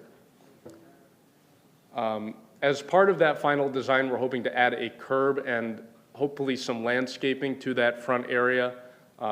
If you've driven past there, you might have seen that the entire entrance is a depressed curb. Planning and Zoning Department, Engineering Department tried to remove those for pedestrian safety, for easier ingress and egress. The maximum driveway width is 36 feet. Whether they'll have one or two is still being determined, but that will come later. There's no wetlands on the property, but they are adjacent to it to the west. So more on that parking, I'd like to bring your attention to the conditions. The conditions are something we attach to conditional use permits. It's just different requirements for as they operate. Many of them are simple, such as maintaining an active business license, following business codes. Special ones for this approval that I'd like to call you to are numbers 6, 10, and 11, and I'll read those out for those that do not have this report. Number 6 allows a 12-month period following the approval of their conditional use permit to essentially operate with a limited capacity. And the reason we've implemented this condition is for parking.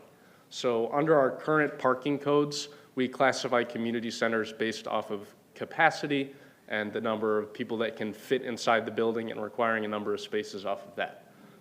We calculate that based off of fire capacity, which is a lot, and no use ever has that many people in the building. Instead, we have decided to condition their capacity to 63 persons at one time, including staff members. By doing that, we lower the capacity and allow for a lower parking requirement. The reason it's only required for 12 months is because, as you're aware, we are in the process of updating our parking codes, and we expect that to be significantly reduced or go away, the requirement. If there is a more restrictive parking requirement as a result of the Unified Development Ordinance, or if this capacity still puts them out of compliance, we would ask that they return before you with a variance application. Of course, we will reach out if that needs to happen. And also the applicant has spoken with us and said that their classes tend to be smaller than this. They don't expect to exceed 63. Condition 10 is in regards to their food distribution. Typically, we make these happen on an appointment-based operation. The intent of this is to reduce long lines of cars, queuing, waiting to pick up food. This way, somebody makes an appointment, they come in at that designated time, they know how many people are going to be there, they know that long lines of cars aren't going to be there, and they distribute that way. It was shared with me today that they have hired somebody to manage that application and that scheduling, and they are fully willing to comply with that. The hours of that are restricted from 7 a.m. to 10 p.m., which are also their hours of business. They tend to be very evening-based, so people can show up outside of work hours, and we have aligned those. And then the last requirement is, or the last condition is number 11. That is in regards to the parking design. So we have requested that they bring a final plan within 9 months of their approval and are allotting 24 months to install those improvements. We feel and require that the parking be improved as part of what is there, but we want to, allow them to get their doors open if they're approved before that. We don't want to hold them up for something like parking.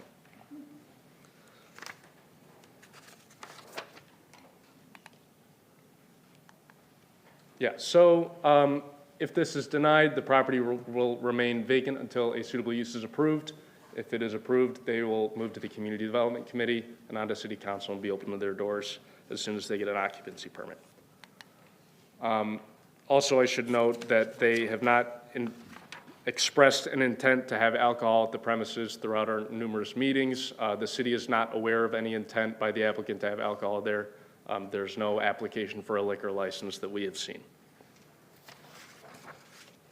On On the screen are the findings of facts. The Planning and Zoning Commission is beholden to 7 standards by which they make their approval, and they consider these 7 things in their recommendation to the City Council. As I'm sure they will explain, this is not a final result. It is a recommendation to the City Council to approve or to deny this conditional use permit. I am happy to answer any questions of the commissioners before handing it off to the applicant. Item number 8, all food preparation of the property must be compliant with the Lake County Health Department regulations. I haven't heard, and I looked through the application, and I don't see where there is food being prepared, rather it's being distributed. Can you speak to that? Yeah, I can. So food preparation is a very broad term. Something as simple as serving food to another person is under their purview. Back when I worked in a commercial kitchen, I didn't touch the food, but it was advised that I get a serve safe requirement. There's just different things that the health department requires, and we ask that they follow any rules that they do impose on them. Our department is not asking any certifications or anything like that. So in other words, they could serve food as long as they adhere to the Lake County That's correct. conditions.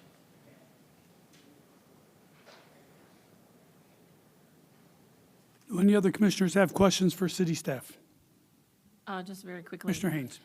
This permit application is not signed by anybody? Is that just an oversight? The original was signed. That's a copy that is not signed.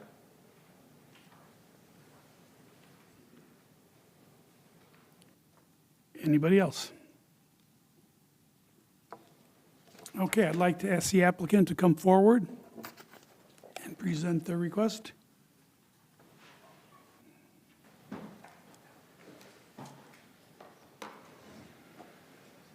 Are you the only two that are going to be presenting? Me va a traducir. I'm going to translate for him. Okay, then I'm going to ask you both to raise your right hand. I'm going to swear you in. Do you swear or affirm that the testimony you're about to give is the truth, the whole truth, and nothing but the truth? Yes. Yes. Okay, thank you. Please proceed, and I'd like I'd like both of your names, please, for the record, and I'd like you to also sign in on the sign-in sheet before you leave the podium. You can sign in afterwards.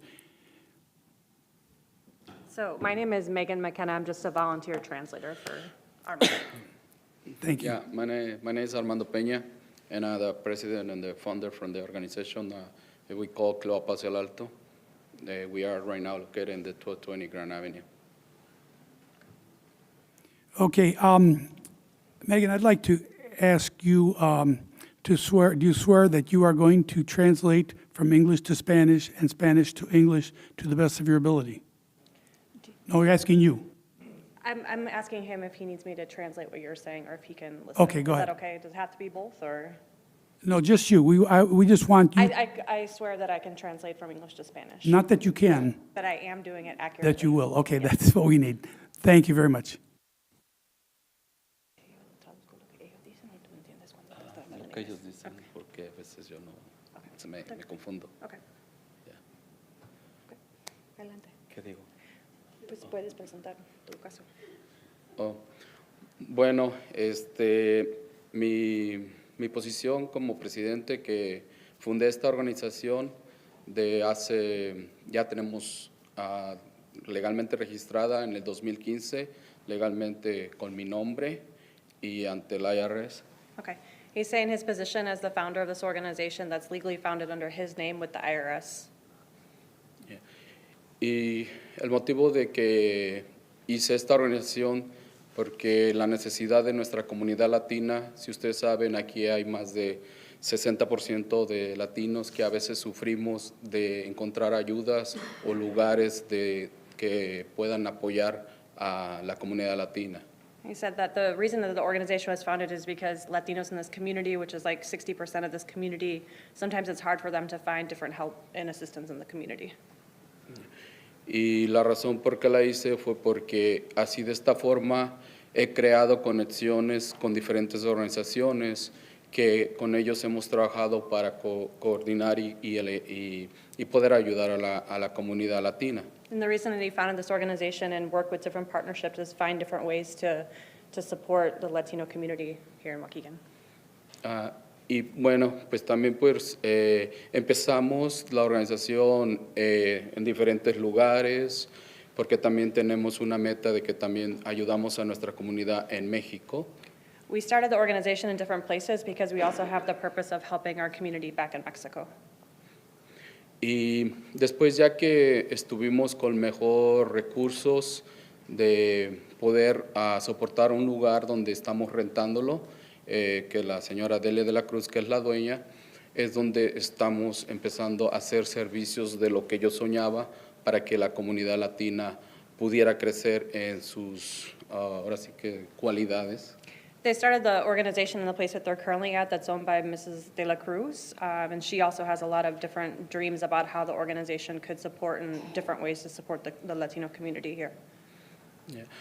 Por ejemplo, ofrecemos las clases de inglés, For example, we offer English classes, computadoras, computer classes, guitarra, guitar classes, arte, art classes, y bueno, hay más talleres and there's other workshops. que se llama bisutería y todo ¿Se es llama qué? bisutería.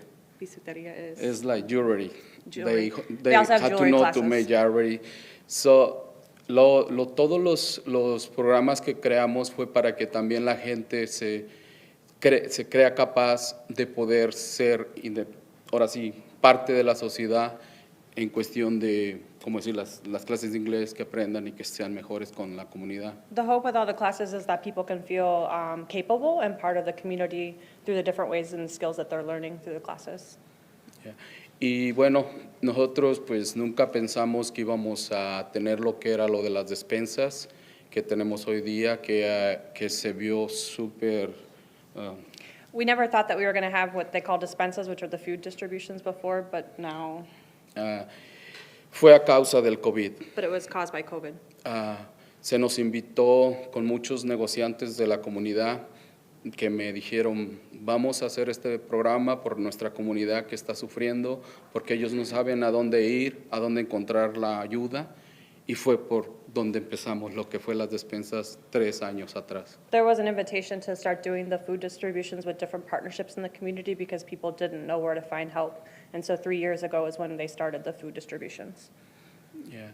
Y pues esto ha sido que hemos, ahora sí que crecido gracias a que, como se mencionó con la señora Margaret, que estamos teniendo recursos del Estado legalmente, porque todo es legal y pues lógico, todos pueden revisar nuestros documentos. They were able to grow all of this, as Ms. Margaret mentioned earlier, through resources from the state that they've received, that they obtained legally, and there's documentation that shows the legality of the resources that they've obtained. Sí. Y bueno, y también nunca he usado un seguro social de otra persona. And he's never used a social más lo que security number of legalmente, pues, another person, only legal means. lo que yo tengo registrado con mi nombre. What he has registered with the state with his name. Y pueden buscar y todo es solamente con mi nombre, mi información. You can check the information and everything shows up with his name and his information associated with the organization. Y bueno, pues se nos dio una beca para poder conseguir un edificio, otro lugar más espacioso y poder seguir ayudando a nuestra comunidad. They were given another grant in order to find a bigger place so that they could grow and continue serving the community. Y por esa misma razón, pues venimos aquí para que se nos conceda licencia y que podamos trabajar de la manera que lo estamos haciendo y de mejor forma y mejor organizado en todos los aspectos. And so for that reason, they're coming here today to seek the approval of the license so that they can continue to grow and do all the things in a better way and expand their operations. Yeah. And that's it. No sé. Okay, thank you very much. Do any of the commissioners have questions for the petitioner?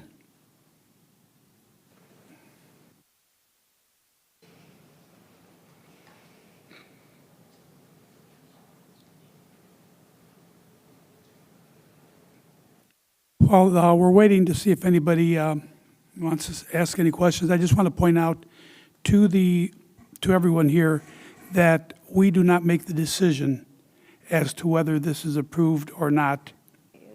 We are strictly a recommending body. We have two purposes, And the first purpose is to provide the opportunity for a legal public hearing. And the second is to make a recommendation to City Council. City Council is the body that ultimately makes the decision as to whether this is approved or not. We simply make a recommendation. Chair, may I be heard? Please. So, yeah. To comment on that, the commission can only consider very specific criteria in determining whether to recommend approval or denial of this application. And that criteria, the standards were and are on the screen for you to see. So to the extent that there are situations or circumstances that fall outside of, for instance, that this particular proposed use will or will not be injurious to the use and enjoyment of other property in the immediate vicinity, nor substantially diminish or impair property values. So these 7 standards are the only things that the commission is able to consider in making a determination to recommend or not. Thank you. The items that we will be considering are strictly items pertaining to zoning, planning and zoning. And that's all. Okay, do any of the commissioners have anything to say? Any questions? Commissioner Anderson? I guess, is the petitioner willing to accept all of the recommendations? Speak into your microphone. Is the petitioner willing to accept all of the recommendations that have been made, 1 through 13? Does he have a copy of that? Yeah, he was emailed last week. Sí, estás dispuesto a aceptar todas las condiciones 13 Sí. en su reporte. Sí, claro, nosotros venimos con la mejor fe porque pues, estamos dando a la comunidad y queremos trabajar unidamente con la ciudad y con todo quien podamos hacer unidad para el bien de nuestra comunidad. They've come with good faith and they're ready to work in, collaboration with the city because they know that everybody's working towards the good of the community. And he has had the opportunity to review all of these conditions? ¿Tú revisaste todas las condiciones de ellos en el email que mandaron? Sí, me dio todo lo que... Yes. Sí, yo también lo tenemos y ya. Yes, yes. Ya. Incluso, pues... Okay. Incluso nos estamos preparando, que también, pues, no hay sistema de sprinkles y, pues, también en eso también estamos haciendo un contrato para que se pongan sprinkles para la seguridad también del edificio. So you're saying in the building there's not like a fire suppression system, and so they're investing to put that into the building too, to make sure that it's up to code with all the requirements of the city. Thank you. Okay.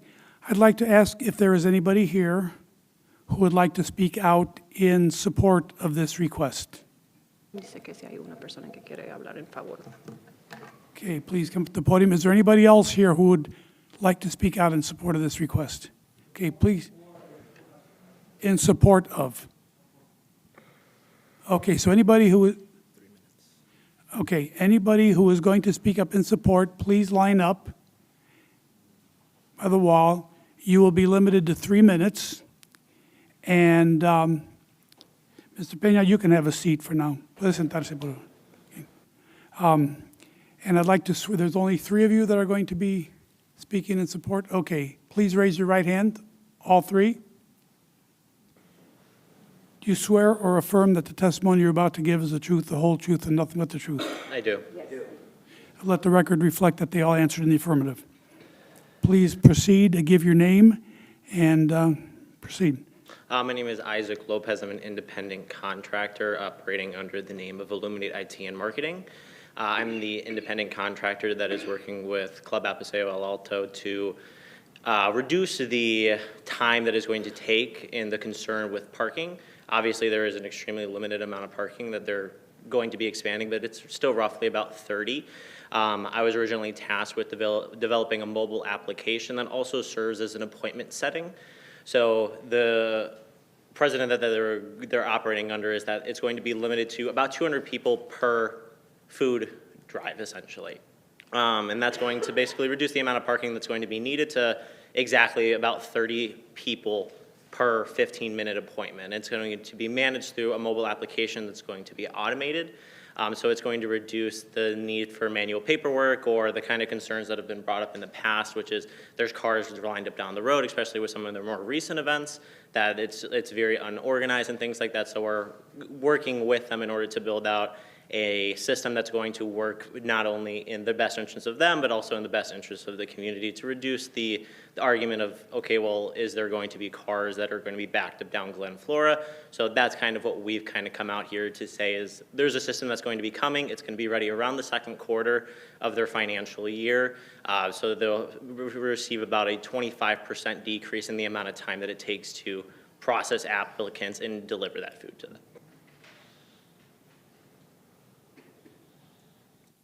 Okay, is that all? Yep. Thank you very much. Next, please. Good evening, everyone. My name is Violeta. And What is your name? Violeta.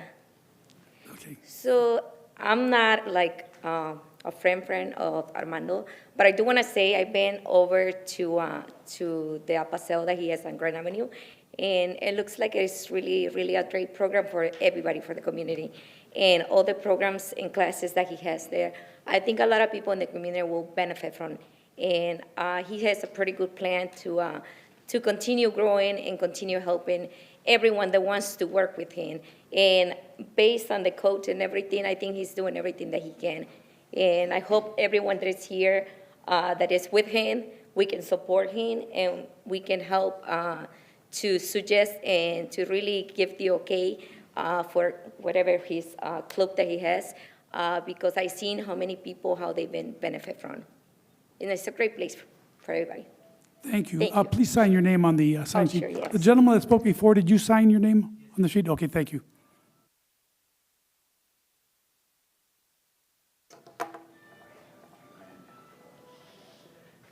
Hi, good evening. My name is Rolando Ramirez. I'm here to just say that, life isn't just life. Life becomes moments. And this program here, this organization, there's a lot of moments that are created there because people are sensitized. They become to a point where they don't know what to do. But when they hear of this program, they're able to approach it, and the help that there's there, a lot of times, a lot of people don't know what to do, but this program rescues a lot of people in ways just to even support them. And there's a lot of imbalance out there in the community, and this program is doing so much in so many ways, and Armando's just, I've known him for more than a couple of decades already, and the growth that he has and the compassion and love that he has for the community. That's not just for anybody, or anybody can do that. People need to surrender to that. And where his heart takes him, his mind won't, his heart will take him places his mind can't take him. And for a lot of people to get to that point, a lot of people need to recognize that, and there itself, a lot of people do that, and in the way that they surrender to a point where they see that, hey, this is a great place to be, a great place to learn, whether they're going to learn guitar, whether they're going to learn English, whether they're going to learn just the art or get out of the house. Is so many ways of how it benefits the community. And I just, I'm there to support however I can. I volunteer there at times. There's so much more that can be said because as this is consistent in so many ways, they're always there, whether there's the food pantry, whether it's like every other day for the guitar lessons or whatever it is, they're always there for the people. They never fail, and the people just right now they're just learning about this program more and more. They're word of mouth out there. They're just a way of how they're just learning how to, being reached out to. And I just think that this is a great thing. It's a good foundation for Waukegan. And I just think that, you know, it's a great thing. So that's all I want to say right now. Thank you. Thank you. Please sign your name on the sheet before you leave the podium. Okay, I'd like to ask if the commissioners have any questions for the proponents, the supporters of this request? Okay, if not, I would like to ask if there is anybody here who would like to speak out in opposition to this request. Okay, please all line up. I'm going to swear you all in.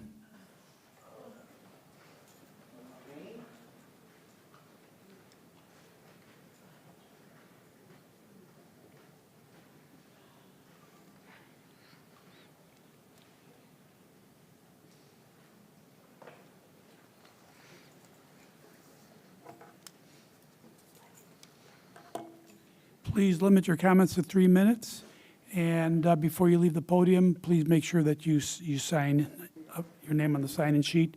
I'd like to swear you all in, please. Please raise your right hand.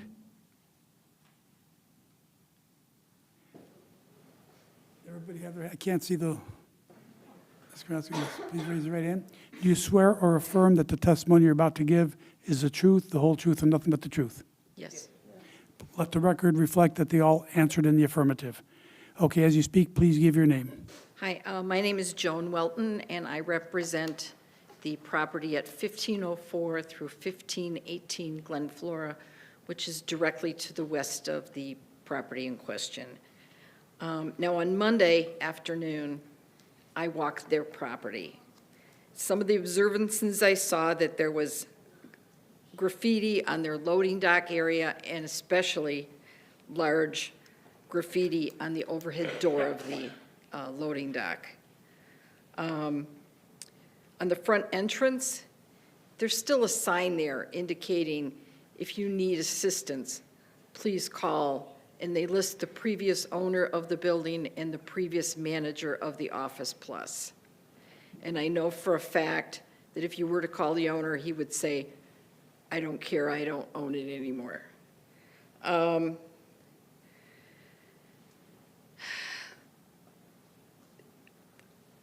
two other observances I've noticed in the past. Prior to Christmas, there was an event there.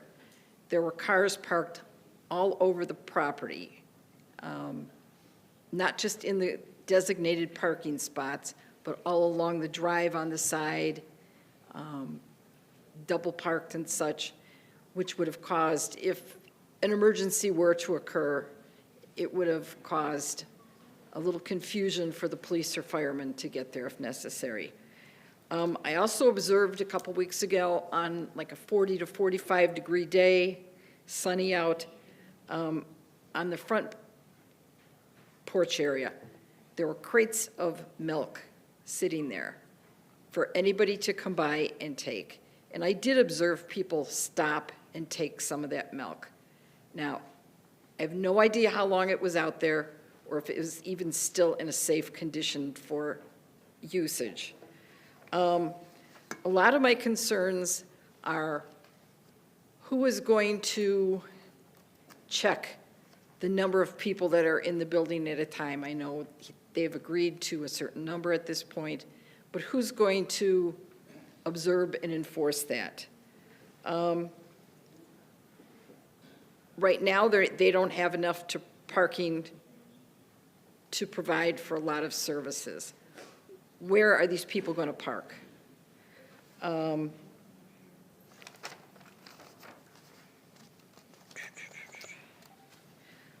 It's a primarily residential neighborhood. Yes, part of it is marked for business. If you go to the east, the nearest store is about at least 1 block away, and that is the Larson Florist, where customers actually come in and out of a retail establishment. The rest of the Larson... Thank you, ma'am. Thank you for your comments. Thank you. Next, please. Good evening. My name is Linda Dorsey, and I'm concerned because I have property on Yeoman, and the letter that was sent to me stated that it was going to be a recreational center, and tonight I'm learning it's going to be like a food pantry. So I'm just a little confused. Are we going to have recreation for people to have fun or education, or are we going to be distributing food? And with that, there's not enough place for parking. It's going to be kind of a traffic jam there. And then I also worry about my property. Could you speak up a little louder, please? I'm concerned because the letter that I got was about a recreational center. It just confused me when I find out today that they're going to be distributing food as a food pantry and not a recreational center, which maybe they are going to be doing other things. And there's not enough parking for cars to be parking to pick up food. And there are other pantries up on Glen Floor. There's a Cool, and Santa Anastasia has food there as well. And I'm just concerned about my property value. Okay, that's my concern. Thank you. Please sign your name on the sheet. Sign your name. Good afternoon. My name is Alvin Godley. I am a retired licensed master social worker. I'm just concerned about this letter that was sent to the community, 685, as Ms. Dorsey misinterpreted or stated, it says a community center, not recreational center.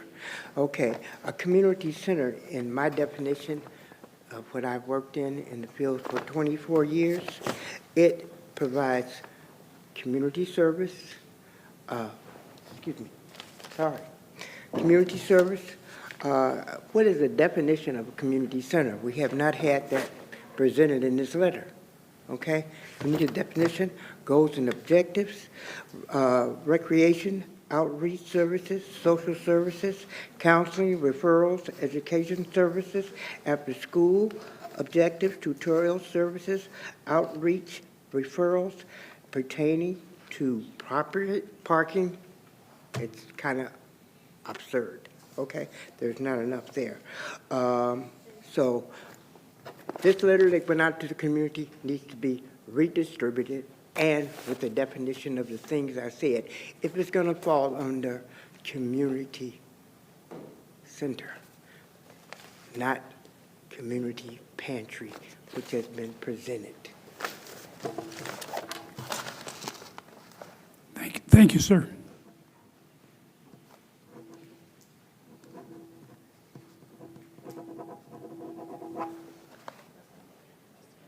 You have to sign.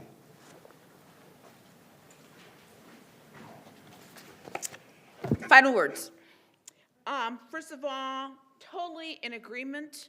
Club Apaseo, the organization, needs a larger facility, without a doubt. I agree with them 100% on that. Just for clarification, my criticism is not, and there is a need for the programs and for, everything the volunteers do is great, okay? That's not what the problem is. The problem is, well, first of all, I recommend the board, they need to talk to the former person who allowed them to operate, Delia de la Cruz there, okay? And ask her, what is the reason why she kicked him out? What are all the issues and problems that were just so overwhelming that she said enough is enough, okay? Second of all is that food preparation, don't have to believe me. Just go to social media and see all the pictures and all the ads advertising food for sale, okay? Once again, there's no Lake County Health Department. They're not licensed to operate like a restaurant, okay? Or any get special permits for that. The next thing is that in regards to alcohol, gosh, Armando, if you really want to help, you need to start an AA there, okay? There's so much alcohol flowing there, it's not even funny, okay? Intoxicated individuals, I'm not talking about just one drink, but when persons come out there stone drunk, you're not serving the community. You're doing disservice, and God forbid something would happen to a person. The next thing is that going back to the man who just said right now, community center versus recreational center. This is not a banquet hall to have huge parties, and that's what goes on. Don't blame me. Don't believe me. Go to social media, once again, see the pictures jam-packed, okay? In violation of fire code. It's not gonna be 60 persons. It's gonna be like 260 persons. The next thing is that what you say versus what you do, it sounds really great what Ms. Armando Pena says, but what actually occurs, the reality, go down there on Sundays and see the huge lines, see on Grand Avenue how the one lane of traffic, bumper to bumper with traffic. You have, please, and those neighbors, tell the churches in that area. There's 4 churches in that area. They're going to be upheaved as far as on Sundays because you're going to have a conflict. All the people with going to the churches and the traffic versus now you have all this traffic on Sundays. And it's really great they're going to have that, by every 15 minutes. But that sounds great, but the reality, don't believe me. Once again, go down Sunday and you can see for yourself. So it's unfortunate so many members here have no idea of the monies, where the money is being spent. Thank you, ma'am. By Armando. Thank you.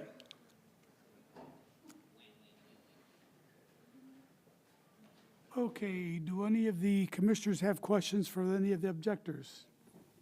Questions or comments? Okay, I would like to give the petitioner, the applicant, a chance to make a rebuttal.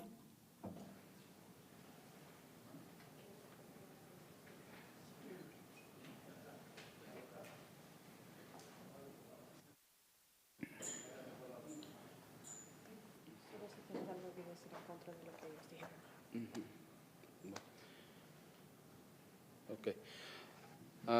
Bueno, pues lo que ahorita está comentando Margaret, realmente pues como se está malinterpretando muchas cosas. Right now, what Margaret is mentioning, she's misinterpreting a lot of things. Y pues, como dicen, legalmente podemos buscar todos los documentos para que comprobemos todo como es y no como lo que se está malinterpretando.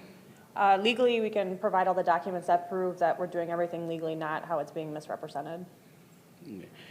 Y pues realmente ahora sí que a nosotros no nos está corriendo Delia de la Cruz de su localidad, sino porque tenemos este nuevo beca para poder seguir creciendo. Delia de la Cruz is not actually running them out of their place. They just got a new grant, so they're able to change locations, so they're not being kicked out. Y no sé, de lo que el señor dice de qué es lo que significa la palabra recreación. About what the gentleman said about what recreation or community center means. Pues realmente nosotros expusimos aquí en la aplicación todo lo que somos y pues realmente nosotros si en algo le estamos faltando, que se está malinterpretando, pues es como lo que dije, queremos hacerlo todo bien y que no haya ninguna mala interpretación, ninguna confusión para poder que nosotros estemos en el bien con todos. In their application, they explained everything that they do, and they don't want there to be any type of misinterpretation or misrepresentation of what they do, but it's all listed clearly in their application. No sé si, creo que eso es lo que yo siento y estamos para seguir adelante. That's what he feels, and they're ready to move forward. Otra pregunta. Or if there's any other questions from the committee. Commissioner Haynes. You're not occupying this building currently in any fashion? ¿Ustedes actualmente están usando el edificio? No, solamente lo que hemos estado haciendo es como tratando de limpiar el lugar, organizándolo. Queremos también ya empezar a pintar y pues lógico, pues estamos también con visión de invertir, pero pues sí que todo vaya de acuerdo a lo que se nos dé permiso para que así tengamos la aprobación y pues seguir invirtiendo y seguir creciendo. No, they're kind of getting things cleaned up, organized, ready. They want to paint and do other things to improve the property, and they're ready to invest more. But obviously, that's all still pending kind of this process. So the statements made by the neighboring homes to the west about the activity with milk and graffiti, et cetera, has nothing to do with you and your organization. It's separate from that. O sobre lo del graffiti, And the milk. Sí, la leche hubo una malinterpretación porque alguien no la iba a donar y como tenemos en nuestro camión la nueva dirección y lo dejó allí. So that Y- was like a misinterpretation because on their truck, they actually have the new location, and so it was delivered to the wrong place because people thought that they were already there, so it was delivered by mistake. And graffiti? Y lo del graffiti, hubo un vagabundo que hizo eso y se nos mandó una carta, ahora sí que lo volvimos a pintar la pared y después de otro tiempo llegó esta persona y sí, en el costado del edificio puso ahí que déjenme entrar y en ese día, afortunadamente nuestra vecina de Lancer nos llamó diciendo que estaba esta persona queriendo intentar entrar, quien sí entró, hizo unas cosas malas que pues incluso Adentro. pues Y escribió, déjame entrar. sí. So there was a person from the street that spray painted on it, they cleaned it up, and then the person came back and spray painted on it again, saying something like, "Let me in." And then the neighbor called them and let them know that the person was doing it and that they had actually broken in. ¿Y estaban adentro? Sí, estuvo adentro, He was pero inside. después estaba afuera And then he was y outside. llegó mi hermano y llegó la persona que estuvo trabajando y lo agarraron y la policía llegó. So his brother Y- and a guy who was working inside the building went inside to take the guy out, and then the police came to take care of the situation. Ya. Y nosotros quisimos pusirle cargos a la persona, They put pero charges against the person. la policía dice, tú no tienes un sign que diga no traspasar. Y, But then the police y said that no they les couldn't because they pusieron. didn't have a no trespassing sign. Y porque pues es una nueva propiedad que nosotros todavía But it's a new property, so they no hadn't hemos had a podido sign up or actualizar anything like todo. that. Queremos poner cámaras, They ya wanna put pusimos el sistema de cameras. alarma An alarm system. y pues todo, con trabajar que todo sea bien con... They're en trying to lugar. do everything they can to secure the property. Yeah, so. Any other questions from commissioners?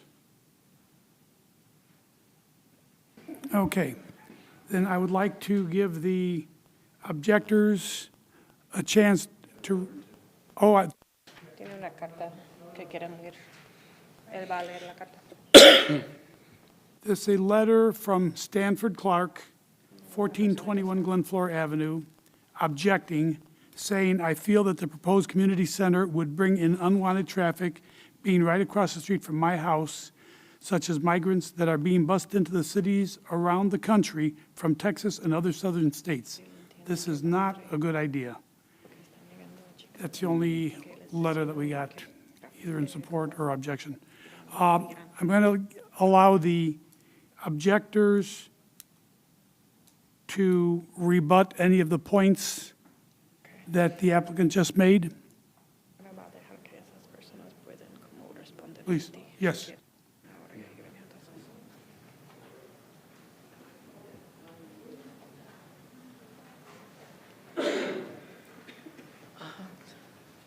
And please state your name again as you begin to speak. Joan Welton. I represent the property directly to the west of this location. I did see an event there. It was on a weekend, afternoon, early evening, many children, and it was inside the building. So it has been used for things, not, as he said, just a cleanup, possibly remodel a little bit. It has been being used for things. That's all I want to say. Thank you very much. If the term. State your name communi- again, please, for the record. Say that again. State your name again, please. Alvin Godley. If the terms community center are going to continue to be used, and there was mention that all things were presented to the community, a long list of requirements and proposals that they were going to abide by or put into action. The letters that went out to the community, 60085, will the community or residents be able to see or be mailed that? Am I not being understood? She said that everything was presented, and there are steps and things that they're going to do.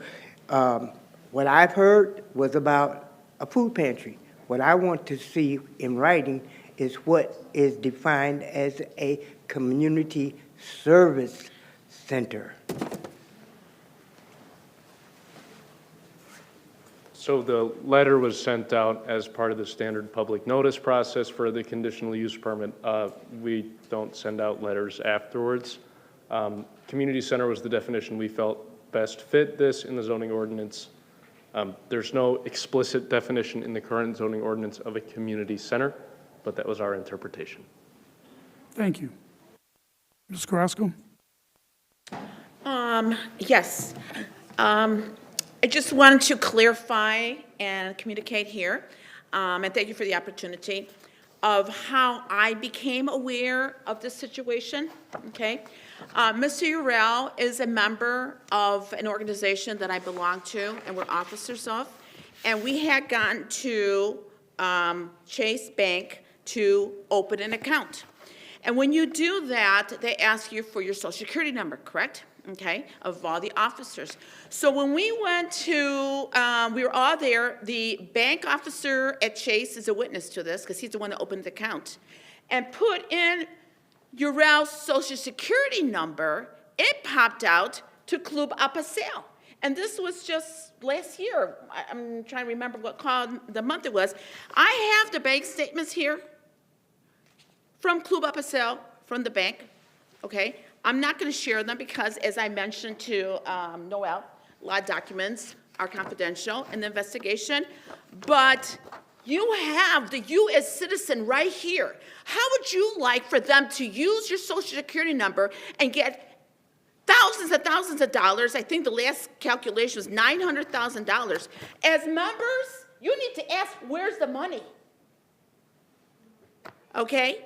And so that is what, I'm not here to argue with anyone, but I think that the paperwork, the evidence, you have the person right here. He can show you his ID. We filed a police report. They're investigating. How can it be that his social security number was connected to his account for his organization? And I also gave to the city, the folders, all the evidence from the state with all the grants. Under his social security number, they were attained. He verified that. So you don't have to believe us. Armando, you need to contact the state of Illinois. They'll tell you everything. You need to contact the bank. They'll tell you everything.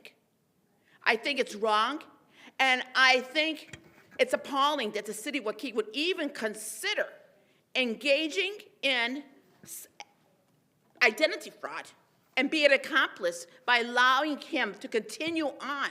And as members here, and I'm so glad you're here, you need to ask questions where all those $900,000 or more, God knows how much, where's the money? What was it spent on?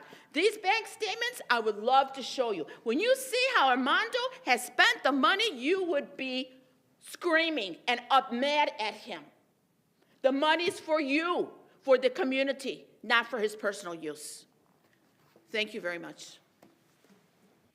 Just want to remind everybody, this is a planning and zoning meeting.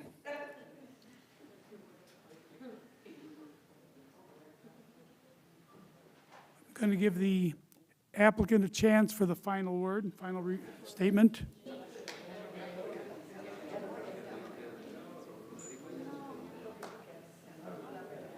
If he chooses to.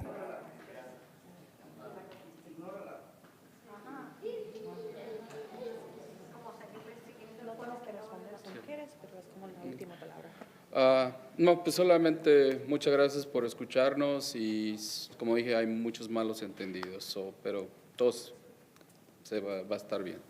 Thanks for listening to us. There's a lot of misinterpretation, misrepresentation, but everything will be fine. Thank you. Thank you very much.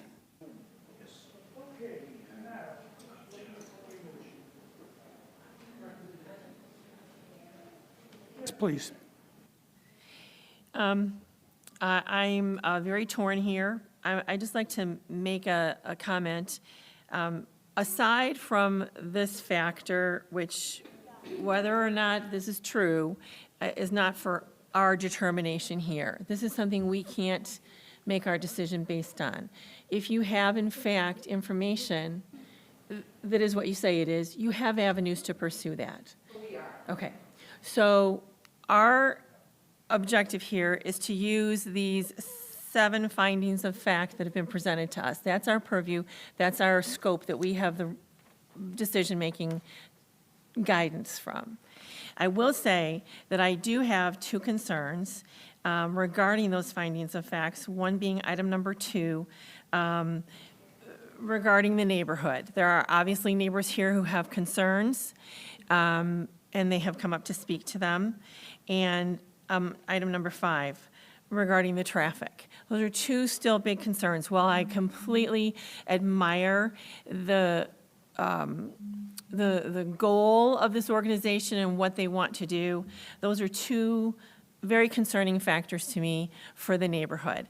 And whether or not we ultimately approve this, or recommend to City Council to move forward on this, those are going to be the 2 deciding factors for me, not this issue, which is separate, and no condemnation of any of the programs and the goal that this organization has. So I just wanted to state that before we actually make a motion and take a vote.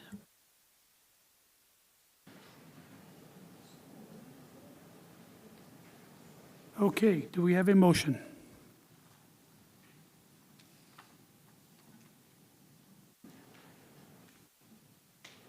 I'll make a motion. I regret to say this, but I am going to move to deny, I'm going to motion to recommend denial of the conditional use permit for zoning calendar 2741 for the 2 reasons that I just stated. Do we have a second?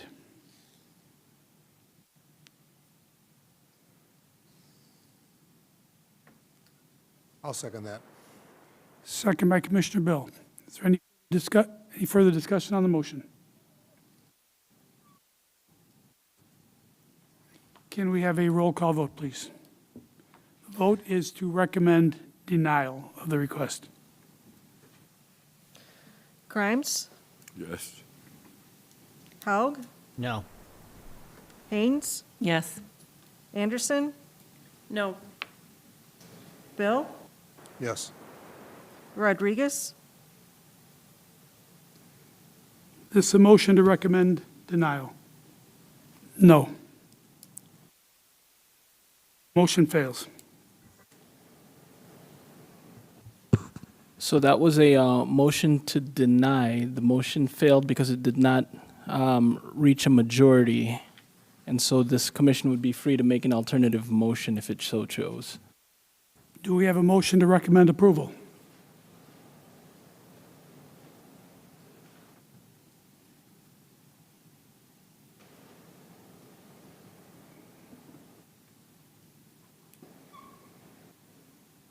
If the commission is not prepared to make a motion tonight, another, option would be to continue this matter if you felt like you needed more information. I would make that recommendation to, take it to another meeting. Is that a motion to continue? Yes, yes. I would second that. So all motions to continue must be to a date certain. Our next date would be February 8th. Is that correct? February 8th?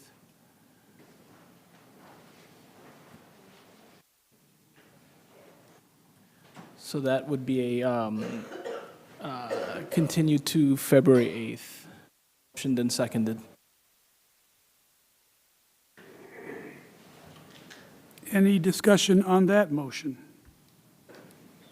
The motion is to continue this matter to our next regularly scheduled meeting, which will be February 8th. Can we have a roll call vote, please? Grimes? Yes. Haug? Yes. Haynes? Yes. Anderson? Yes. Bill? Yes.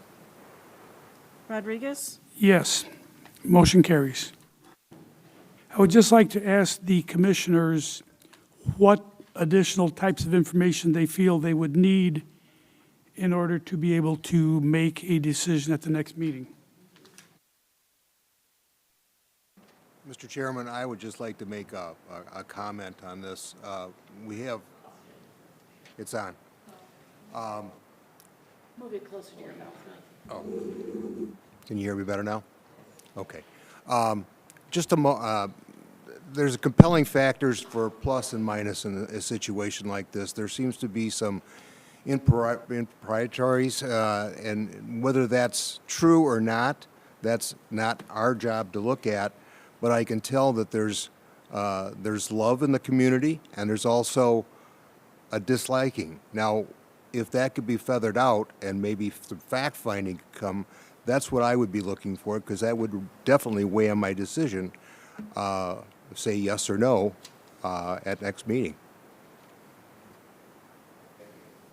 I agree, and the neighbors, you know, to hear from more neighbors would be great, you know. I think that that's a concern, is the location, whether it is ideally suited for this particular organization's activities and how it will impact the neighbors, I think is something to take into consideration. So if there was another letter that went out letting neighbors know that there was an opportunity to come and speak to the situation, I don't know if you would send out another letter for a continuation or not. So the city only sends a letter when the application is filed for this initial public hearing. Notice of the next public hearing will be published on board docs, printed on agendas around the city, and also the materials are public. They've been public since last Friday, I believe. They'll continue to remain public on this agenda as well as the next agenda.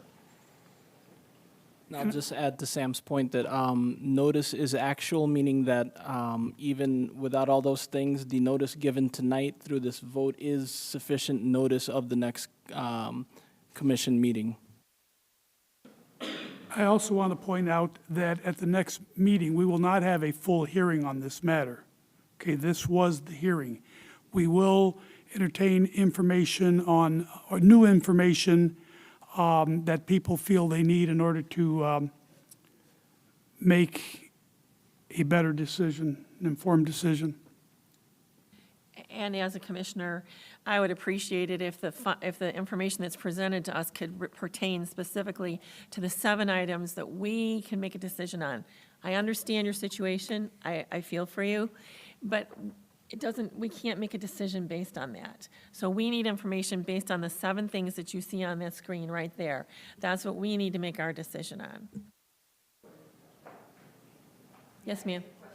Were those 7 items included on the web? They're in the city's code of ordinances, And the staff report. as well as the staff report. Okay. Is there any further discussion that we need on this matter or any other matter? If not, I'd like to ask for a motion to adjourn. So moved.